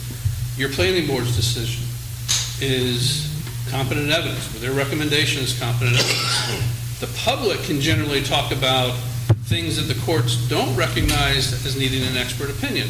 They can say this is out of character with our community. They can also testify as to the facts they observe. Like, my property floods like this now when it rains. They can clearly come in and talk about that, or this is how long I have to wait to go through this intersection because of the traffic that I've observed. That's not an expert opinion, that's given facts. When you go and say, I think I'm going to have to wait this much longer because of this development, well, now you're taking a project and projecting an opinion. That's where the expert part comes into it. And kind of the worst case scenario for me is somebody comes in and they don't need to change the rules. They're willing to live by the rules you have already adopted.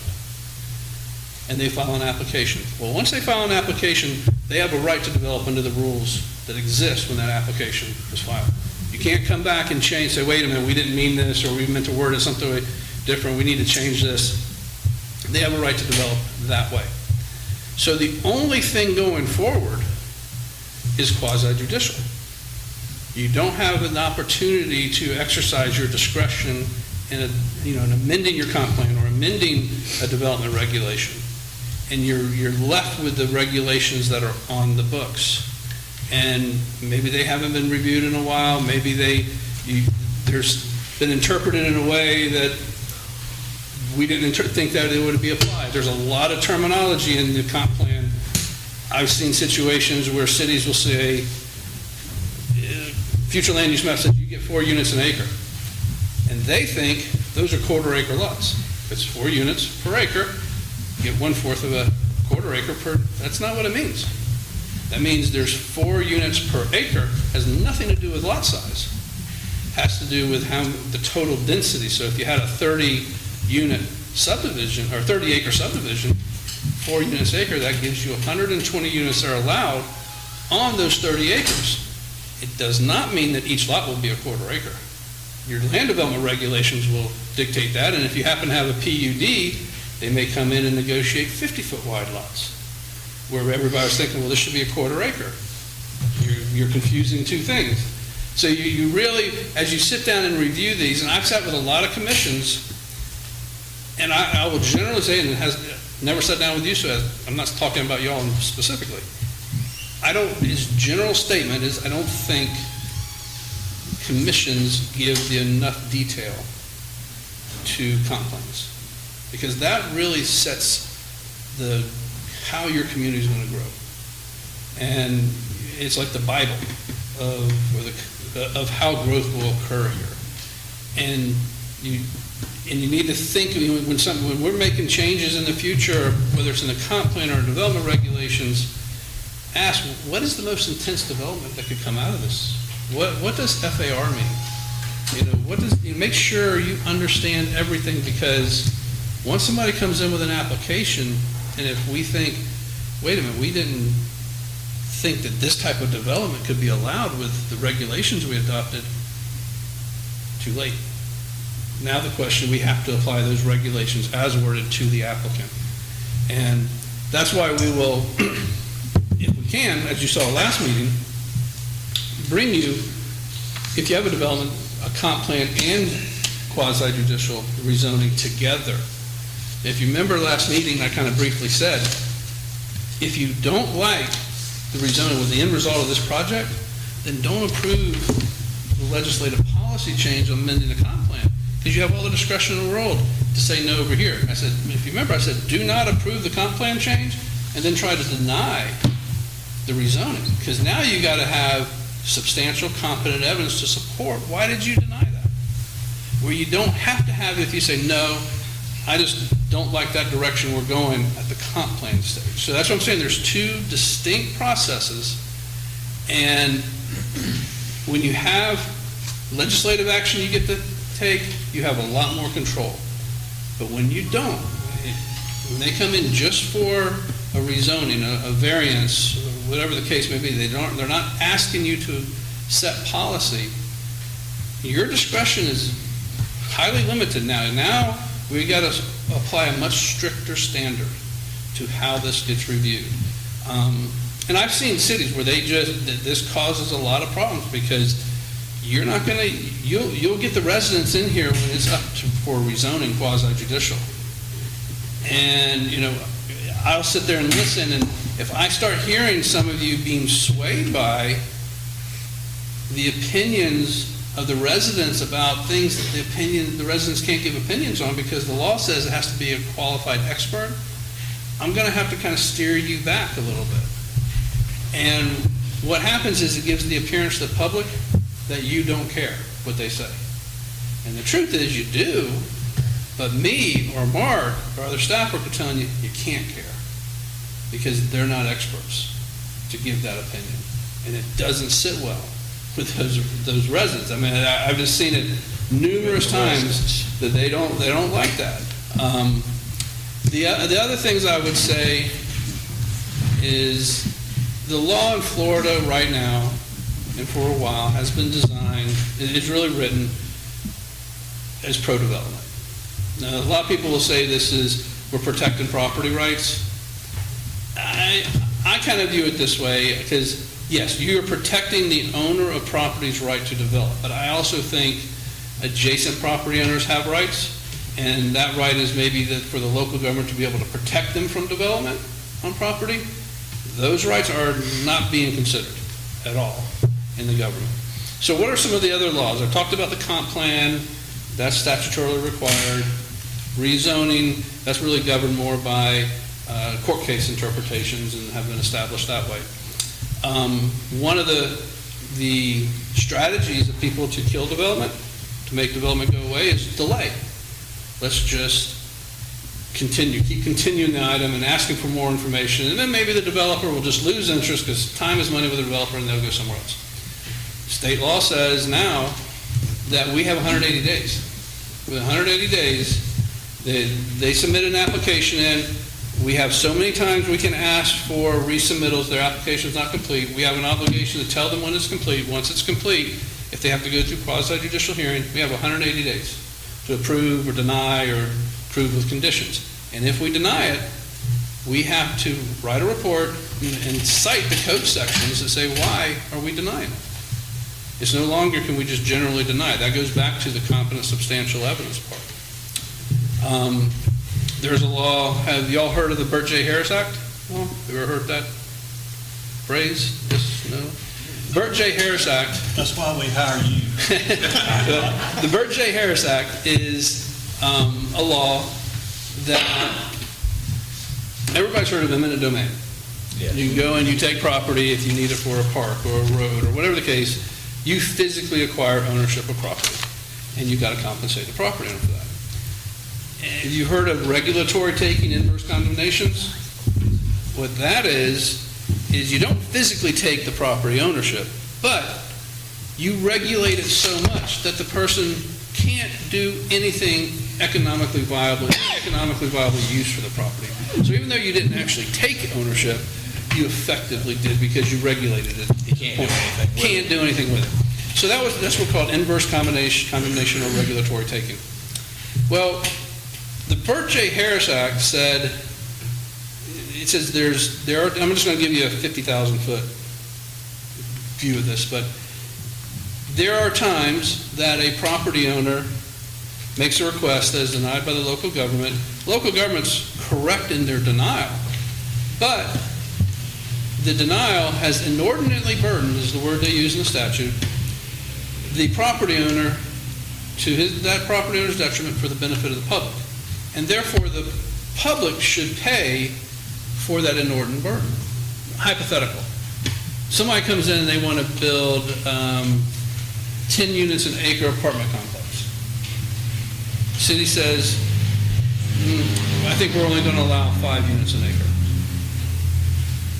There's a process where, because it says that if the person has lost a vested right, which is based on equitable estoppel, or an existing use, but interestingly, existing use isn't just the use you're using it for, it's also a reasonably foreseeable use that has an investment-backed expectation. So it's just not what you're using it for, it's a reasonably foreseeable use. Say the 10 units an acre qualifies as a reasonably foreseeable use, that apartment complex would have been worth $25 million at 10 units an acre. We only approved 5 units an acre. Well, now it's only worth $10 million. We have to pay $15 million to the property owner for the difference between what it was worth with what he asked for and what it's worth when we approved. Even though it was completely valid, the approval. It followed all the rules, it wasn't a taking, and we didn't, it still has an economic viable use of the property. That's another thing the legislature put on. This was probably back in 96 maybe, so it's been around for a little while. But I never liked it because I never thought money should factor into the planning process from the standpoint of how much we have to pay somebody from, if we deny them, and that now it does. If you have the potential of a Burt J. Harris Act claim, it does create the potential like, well, we really don't want this, but do we really want to pay this guy all this money for not allowing him to do what he wants? The other law that we talked about recently, the Live Local Act. This was really to deal with affordable housing. But what the Live Local said is, I said, we have a comprehensive plan. We have zoning, like land development regulations. Comprehensive plan future land use map has types of land use: commercial, industrial, multifamily. What the Live Local Act said was, in any property that is zoned multifamily, commercial, industrial, property owner now has a right to develop that property to the maximum residential density that's allowed anywhere within the jurisdiction, to a maximum height that that jurisdiction allows within 1 mile of the site, within the jurisdiction, as long as a certain number of units are minimum, a certain number are affordable housing, qualified affordable housing. 40%. Is it 40? Yep. And that was a big issue for DeBerry. The Berry building had this huge commercial mixed-use complex, I think, and all of a sudden, Live Local comes in, the developer can go in there and build an affordable housing project. And the law says it doesn't even come back to you for approval. They don't have to get rezoning, they don't have to do any land use zoning changes whatsoever. You just go straight to site planning. It doesn't matter that the zoning says commercial and you're putting residential there, doesn't matter. Doesn't matter at all. They just say you don't even have to go back to y'all for discussion. But going back to the importance of when we adopt our rules and our policies, I think that fuel depot in the county near Ormond is a very good example of that. There's no question that that's allowed. I mean, fuel storage is a permitted use on the zoning there. Were the consequences of this thought out when that was put in there? Probably not.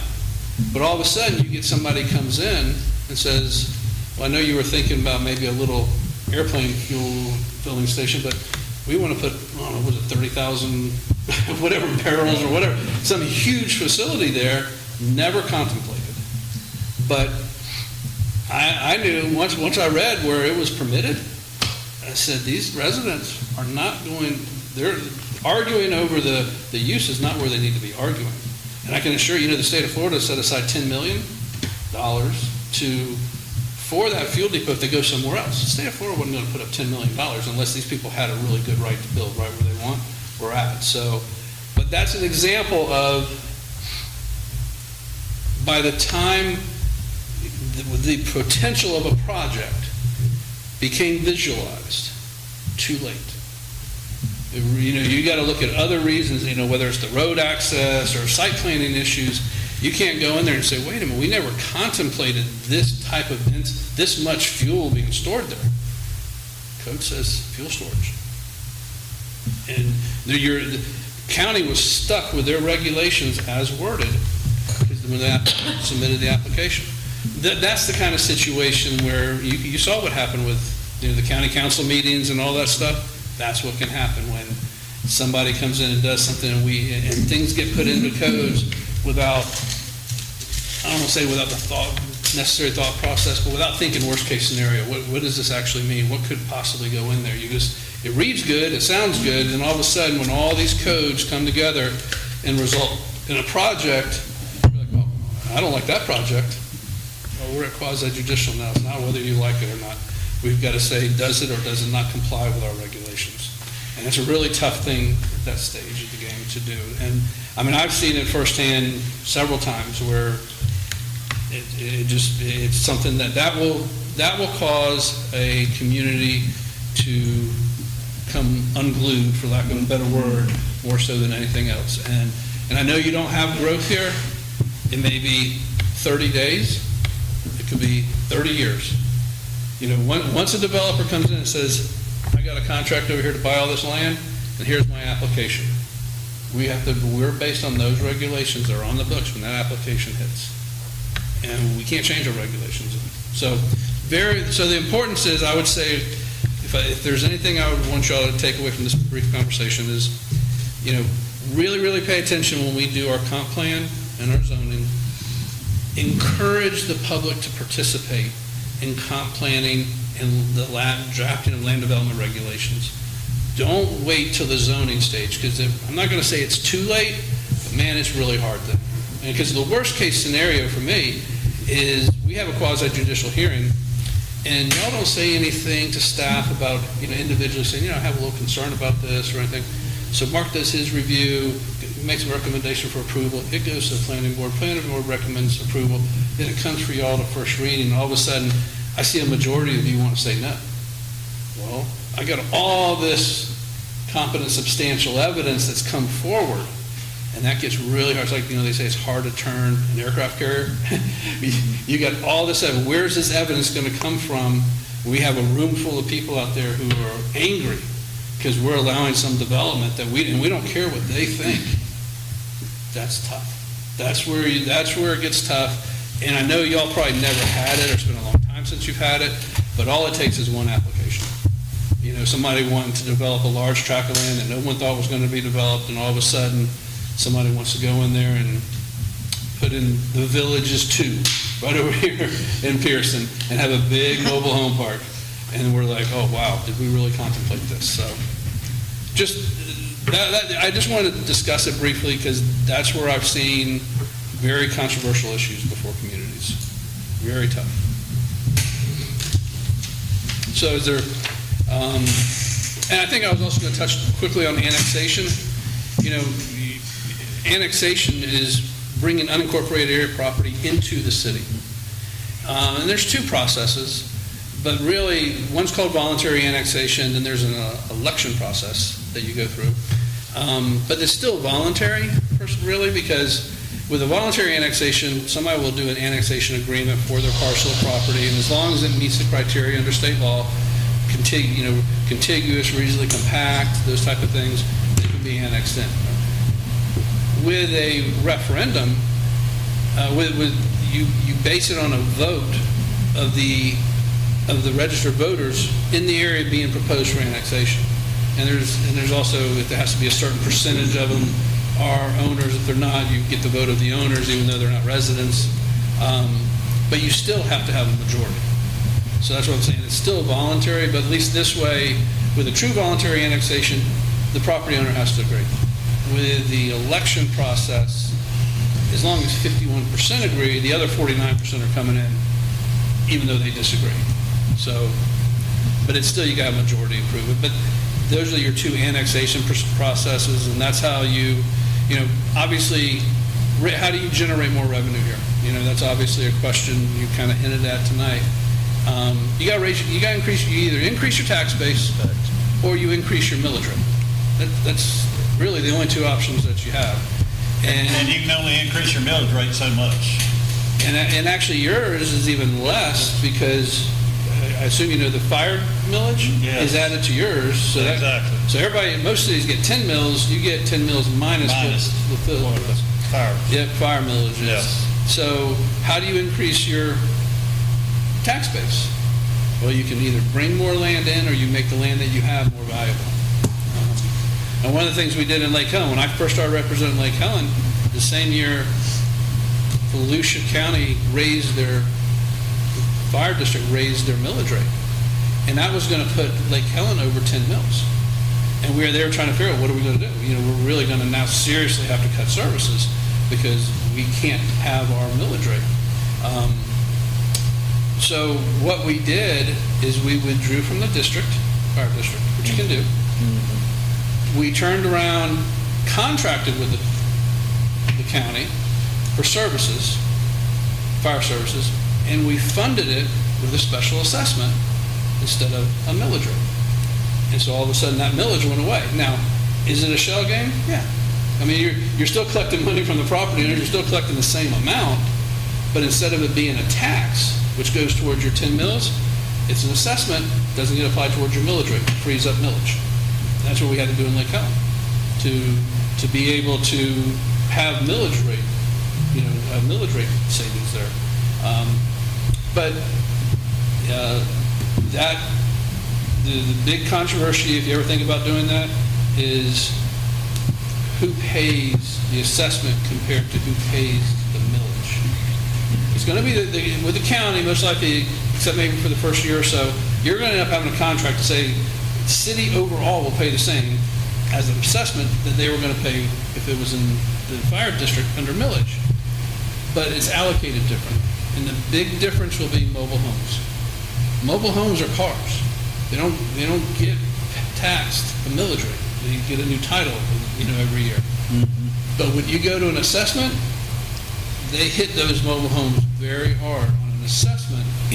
If they're in a park, right? If the mobile homes are on individual lots. It's different. A mobile home park. Okay. Yeah. Just wanted to make that distinction clear. In individual lots, it could be different, but a mobile home park, they end up getting hit very hard with an assessment.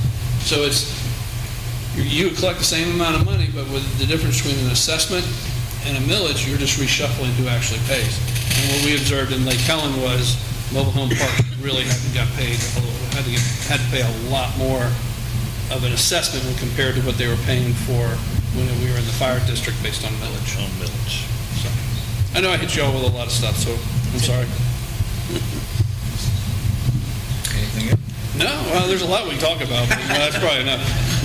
Is there enough to absorb? Does anybody have any questions? Probably a lot, but. Probably not. I can think of right in a second. But we can talk about next meeting. Is there something you want me to talk about next meeting? What I'm really talking about here is things that I talk about when I sit down, when I have a newly elected commissioner of the city I represent, I sit down and spend a couple hours with them talking about these issues that we're talking about. Next meeting, if you want, I can talk about the charter, preemption between us, the state, the county, and things like that. We can touch on those issues. And if there's anything else you want to talk about, you can let me know or let staff know, and they can. How often does the land development regulations have to be gone through? How often? Is that mandated? No. Nope. I mean, there's a valuation appraisal report that you do every 7 years, but you can change it.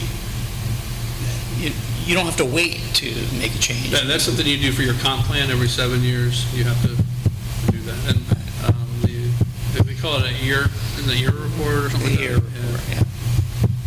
It's a comp plan. Land development code, you can update anytime you want. Yeah. That might be something that we want to look in and dissect a little bit. I can't overstate the importance of the comp plan. I really can't. You have all the discretion in the world there to when you said it, and it is so important. I mean, there's been, I'm sure Mark has heard some really bad stories where, developers have gone in and done everything by the book, followed the city's did all their due diligence, and just happened that the map on the wall was incorrect on land use, and somebody challenged it. The city approved everything. Person started building an apartment complex, and somebody challenged it, said, no, it's in violation of the comp plan because the land use, the future land use is this, not what the map says. The judge agreed, made him tear down the whole thing. I mean, that developer did everything by the book. I mean, he didn't buy the property until he went through all the due diligence and got all the approvals from all the governmental entities, spent millions, and judge said, tear it down. So it is a very, very important document, and you have all kind of discretion when you're doing that. You really do. And so it's in my opinion, by far, from a planning standpoint, the most important planning document that you deal with, in my opinion. Because you then implement what you put in the comp plan by your land development regulations, which are also extremely important, but you start with that comp plan. That's the Bible. Anybody have any questions? I'm sure we do. All right, next item is item D, update by the town planner, Mark Correct. Okay, I'll be here April 17th, that's this Thursday? This Thursday, 9 o'clock, meet with people to talk about their land use and zoning issues, and I understand there's a full slate. Okay. Water treatment plant, the wells were tested last week. Those tests came out positive. I think next week they're going to test the distribution line. So we suspect that'll be good as well. It was previously. So if you recall, we had to redo them because they let them expire. They're not going to do that this time. So they'll get submitted, like I said, next week they'll do the water line, the distribution line that comes out of the plant. And then that all gets submitted and sent to DP and the health department. That's really all I want to talk about today. So we're moving closer and closer to bringing those wells online. Yes. And the test did come out, if you recall, at one point we had trouble with iron. Right. That was not the problem. Okay. That's been cleared up. I guess I have one other thing to report on, and maybe to discuss with y'all. Those easements we got to do, Mark. We've got some emails going back and forth about how to approach those property owners. The easements. We need to get 4 easements along. Okay, there is part of the design process, but what Mead Hunt has to do, they have to deliver a complete design that is permitted, right? You guys will then have an option to go out, you'll go out to bid, get prices, you can decide, that's when you decide if you want to go forward, right? But right now, we have to get a complete design that is permitted. So they are going through a process of talking to DOT. DOT is, looked at some of the proposed design and has given feedback in different locations. And so one of the locations that they've given feedback in regards to is on US 17 between East First Avenue and Washington, right? On the east side of US 17, FDOT has said that they don't want the line within the right-of-way is too tight, right? That's the area where you're kind of coming into that curve there, and they said that there's just, there's a number of businesses right there with driveways, there's a lot of infrastructure. So DOT has told Mead and Hunt that they want the line to be outside of the right-of-way in that one location. Okay? So what do? You have to get easements from property owners, right? So that you can have a utility easement that will go immediately to the east of the right-of-way. Does everybody sort of have a picture of that in their head, those two locations? Okay. So we're creating a easement that we will then have to go to those property owners and ask them to grant an easement for location of the wastewater collection line. That's that section just north of First Avenue? Just north of East First Avenue. It's just below. It's Senor Peppers, is that shopping Yeah, center? across the Right, street. right. So in And other you could words, the line would have to go through the middle of their parking lot instead of being. Well, not through the middle of the parking Well, lot, but- but the edge of the parking lot. Yeah. And so the reason I brought it up is we basically got the easements done there after some emails, and Right. we were talking about the best way to approach the property owners, and, I mean, I'll be glad to reach out to them, but being contacted by an attorney to give up land usually Right. doesn't end well. I didn't know if there was a better way to approach them. I didn't know if any of y'all knew any of the owners, or if you wanted the mayor to sit down individually with them, or how do y'all thought would be the Let best Frank way do to that. approach them? I think we know the tenants, but we don't really know the owners. Yeah, I don't think any of the owners That's are, Frank owns- I don't think any of the owners I live in think Frank town. only owns the old Carter's Restaurant. That's all he owns? I think so. Yeah, I don't think anybody was local. There's two owners of that building, and then the car lot where Carrington Auto is, that's a third owner. It's like And then three what people in about, that what complex. about the convenience store? I mean, we have a contact for them, but they're out of state. They're not even. Yeah. But I mean, we'd have to go, Yeah, we don't even Well, have right. a real contact with Yeah. them, so. And I just didn't want to, my thought would be, what do y'all think is the best way to approach these individuals? Maybe our planner.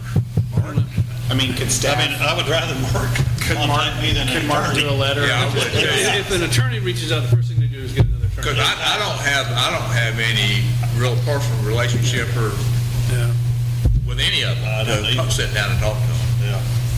Or should the And number one, town I might not know what I was talking That's about. what I was gonna say. Should Mark maybe help us draft a letter and we just maybe send it on so. town letterhead? And the to the councilors owners? will contact us.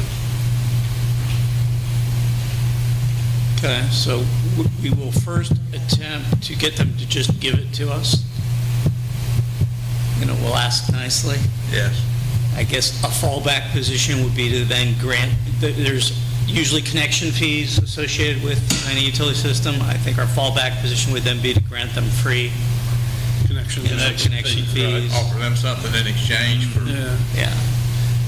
That My makes- experience has been because these are underground easements, so there's going to be some impact when they're being put in, but once the utilities are in, they don't impact them at all. And what I've experienced with like undergrounding electric utilities along US 1 over on in South Daytona, it costs more to get the appraisal than the value of the land at the time. I was just like, why don't you just give them the cost to get in the appraisal, because it doesn't impact the land at all. So I find it much better. You just try to work with them, be reasonable with it. So, and I agree. Me reaching out to them, I just don't think that's going to be a good idea. agree. Okay. One other comment. We approved the resolution creating the Charter Review Committee. Are you now going to try to set up their original meeting, their first meeting for them? Okay. Anything further? No. All right.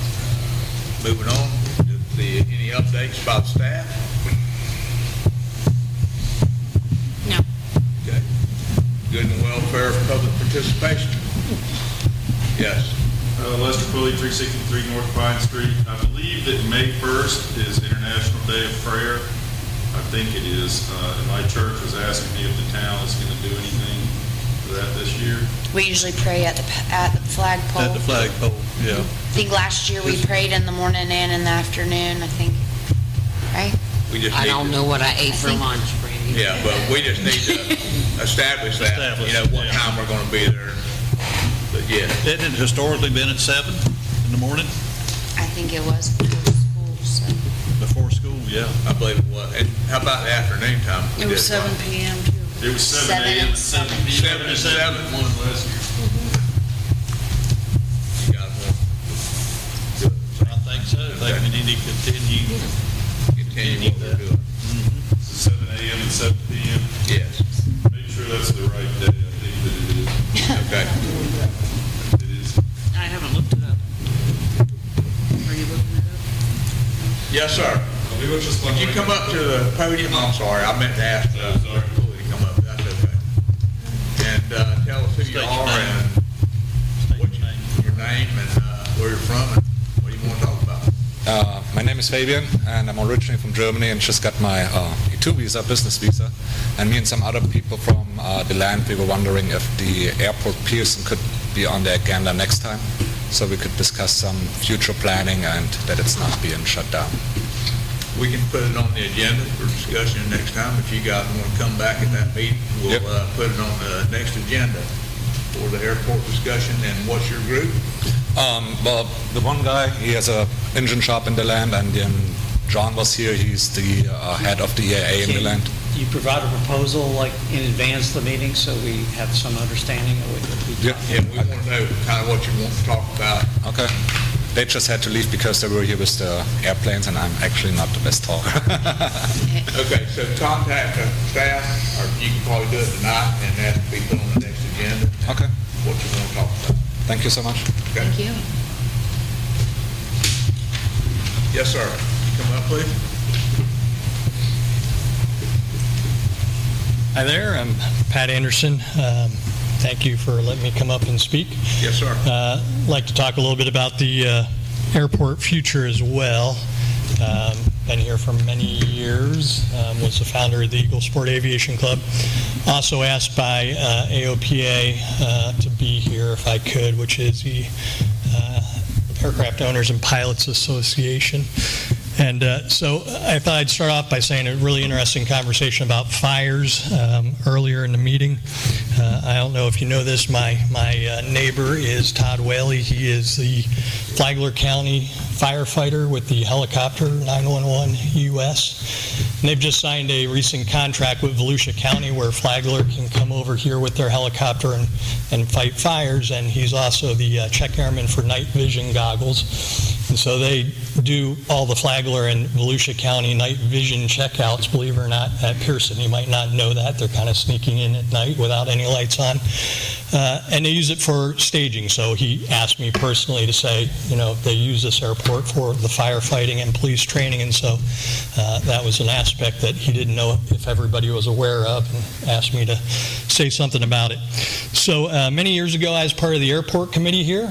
And as part of that airport committee, I made a master plan, which is the first step in obtaining funding for an airport at any level.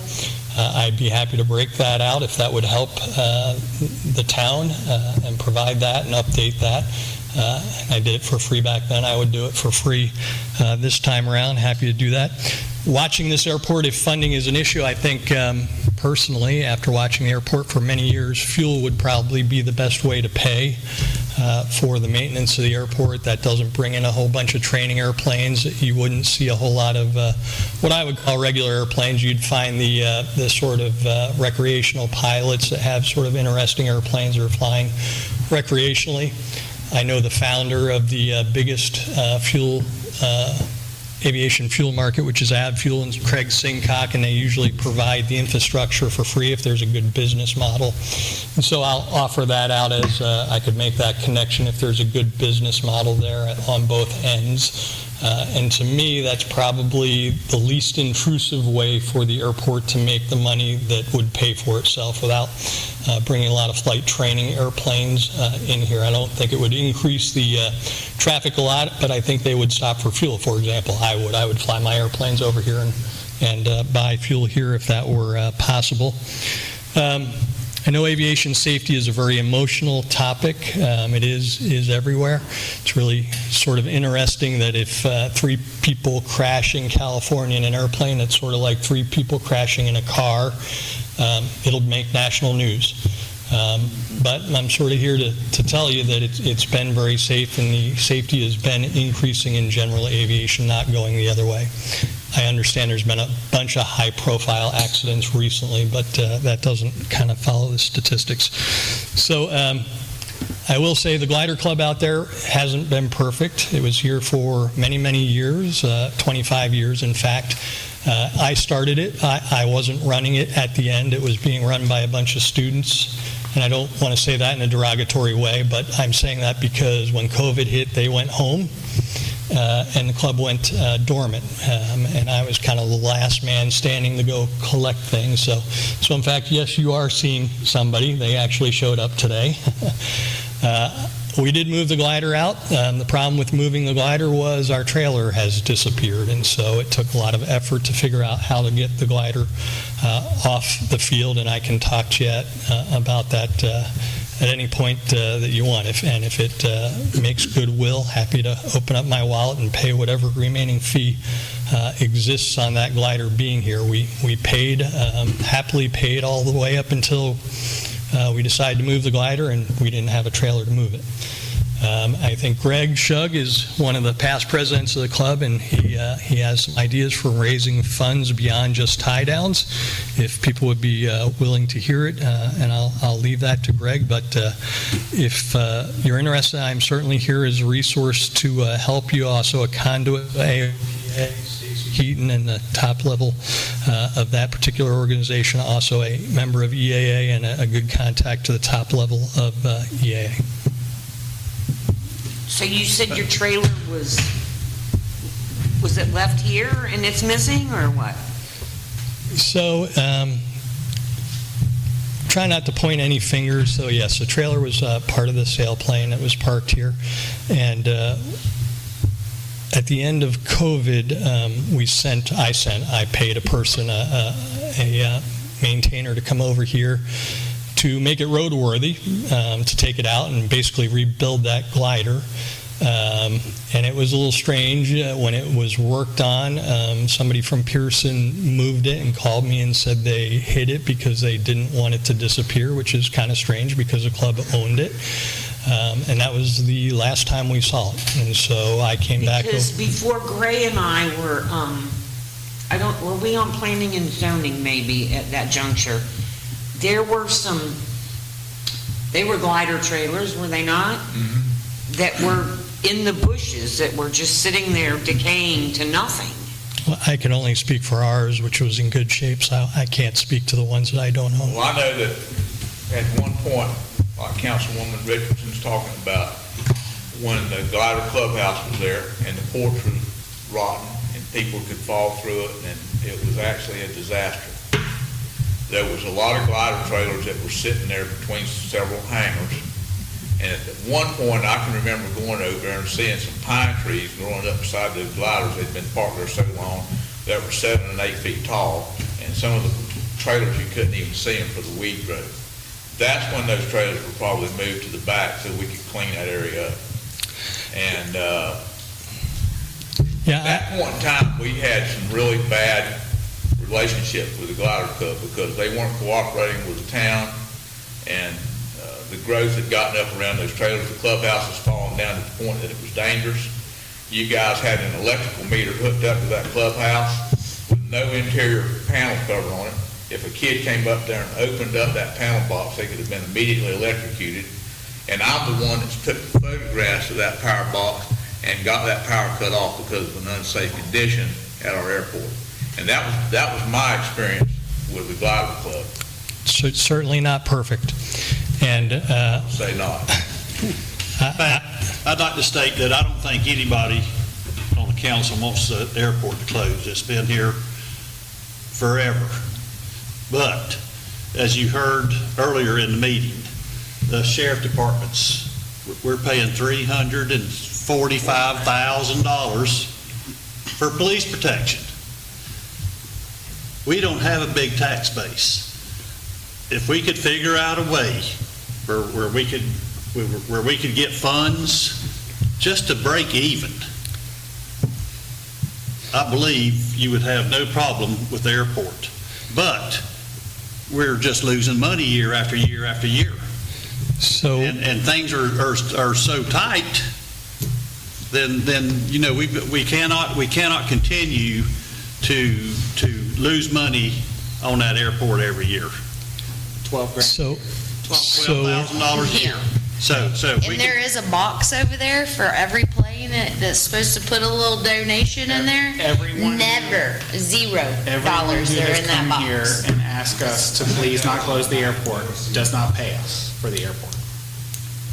so, if we could get some grant money or any kind of money from anywhere, that's so if make I, the council happy. yeah, if I may, that's the greatest news that any person in aviation wants to hear, because normally it's because you want to put a development on it.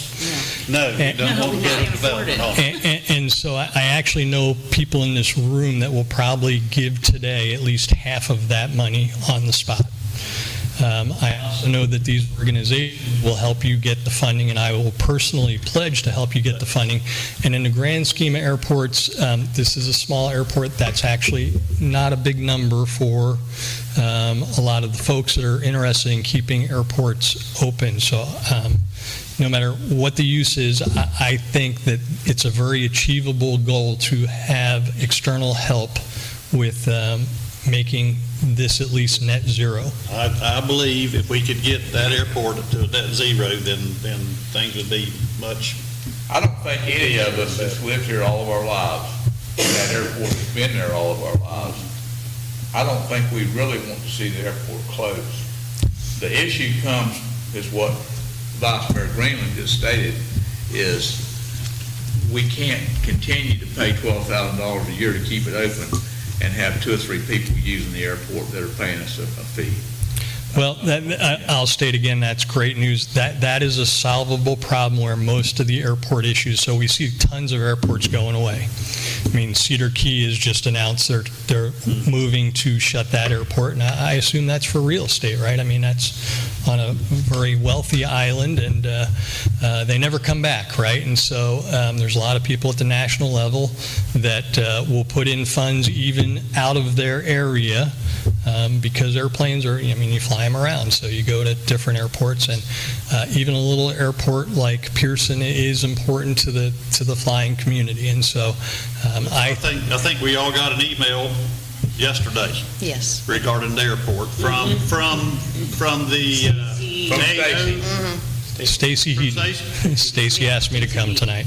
Okay, yes, and when I read this, I says, maybe we can get some donations, or, we've got to generate enough money just to pay for it. We need for it. It costs us $12,000 a year to maintain, just to I'm going to maintain turn to it. Greg and say, Greg, do you want to say something right now? My name is Greg Shug. I'm part of the What was your name, glider. sir? Greg Shug. Greg, Okay. Yeah, I live out in Flagler. Pull your mic up to you. I'm part of the glider club, have been for years, and we haven't been active out there. You haven't seen us out there in quite some time. I'm having to drive to fly my glider to Seminole Lakes, which is south of Groveland, 2-hour drive. It's a long ways from Flagler. I'd like to give $6,000 tonight towards the airport fund. That gets you halfway to that $12,000. And with the opportunity to grow the club back so we can create a base of people that come here, spend money here at the stores and that sort of thing. We really want to, tried to do it last year and just didn't get it gelled together, but we'd like the opportunity to get that to go again this year.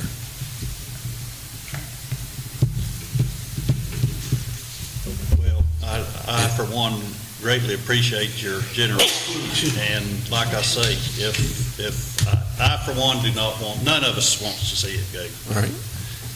We do not, there will not be any houses planted on it no time soon. I can assure you that. Okay. So, But that will most definitely help tremendously. okay. Who do I give it to? That lady right there. Okay. If you'll excuse me, I'll go get it. I'd like to, can we just talk about that at the next meeting when it's on the agenda? Because I'd like to talk to Scott. Yes, absolutely. Yeah, let's wait. and bring Yeah, that we up do at the need next to, we do agenda, need to, at the next before meeting. we take any money exchanges, Yeah. that When needs to be. is the next meeting? It will be May 6th. May the first Thursday of May. Tuesday. Tuesday. It's May 6th. First Tuesday of May. At 6:30. I traveled a bit for these glider races, and We have our meetings on the first and the third. It will be the I 6th. think I'm in the area at that time, It will be the 6th, May 6th. May May 6th. Okay. Yeah, it's on our agenda. Well, thanks for your time. Thank you. Thank you Thank for you. coming. Thank you for coming. And you too, Pat. Thank you, Pat. Thanks for coming. And the other gentleman. Anybody else? Going once, going twice.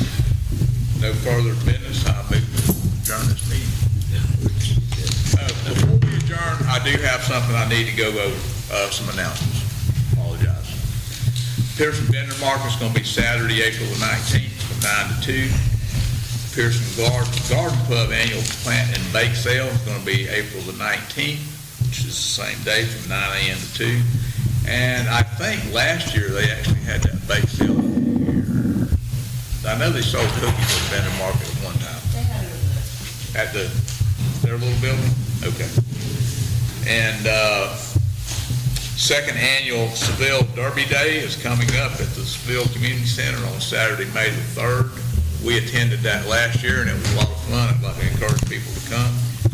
Our next regular council meeting is on Tuesday, May the 6th, followed by the next meeting of the month on May the 20th, 6:30 p.m. Both of them are 6:30.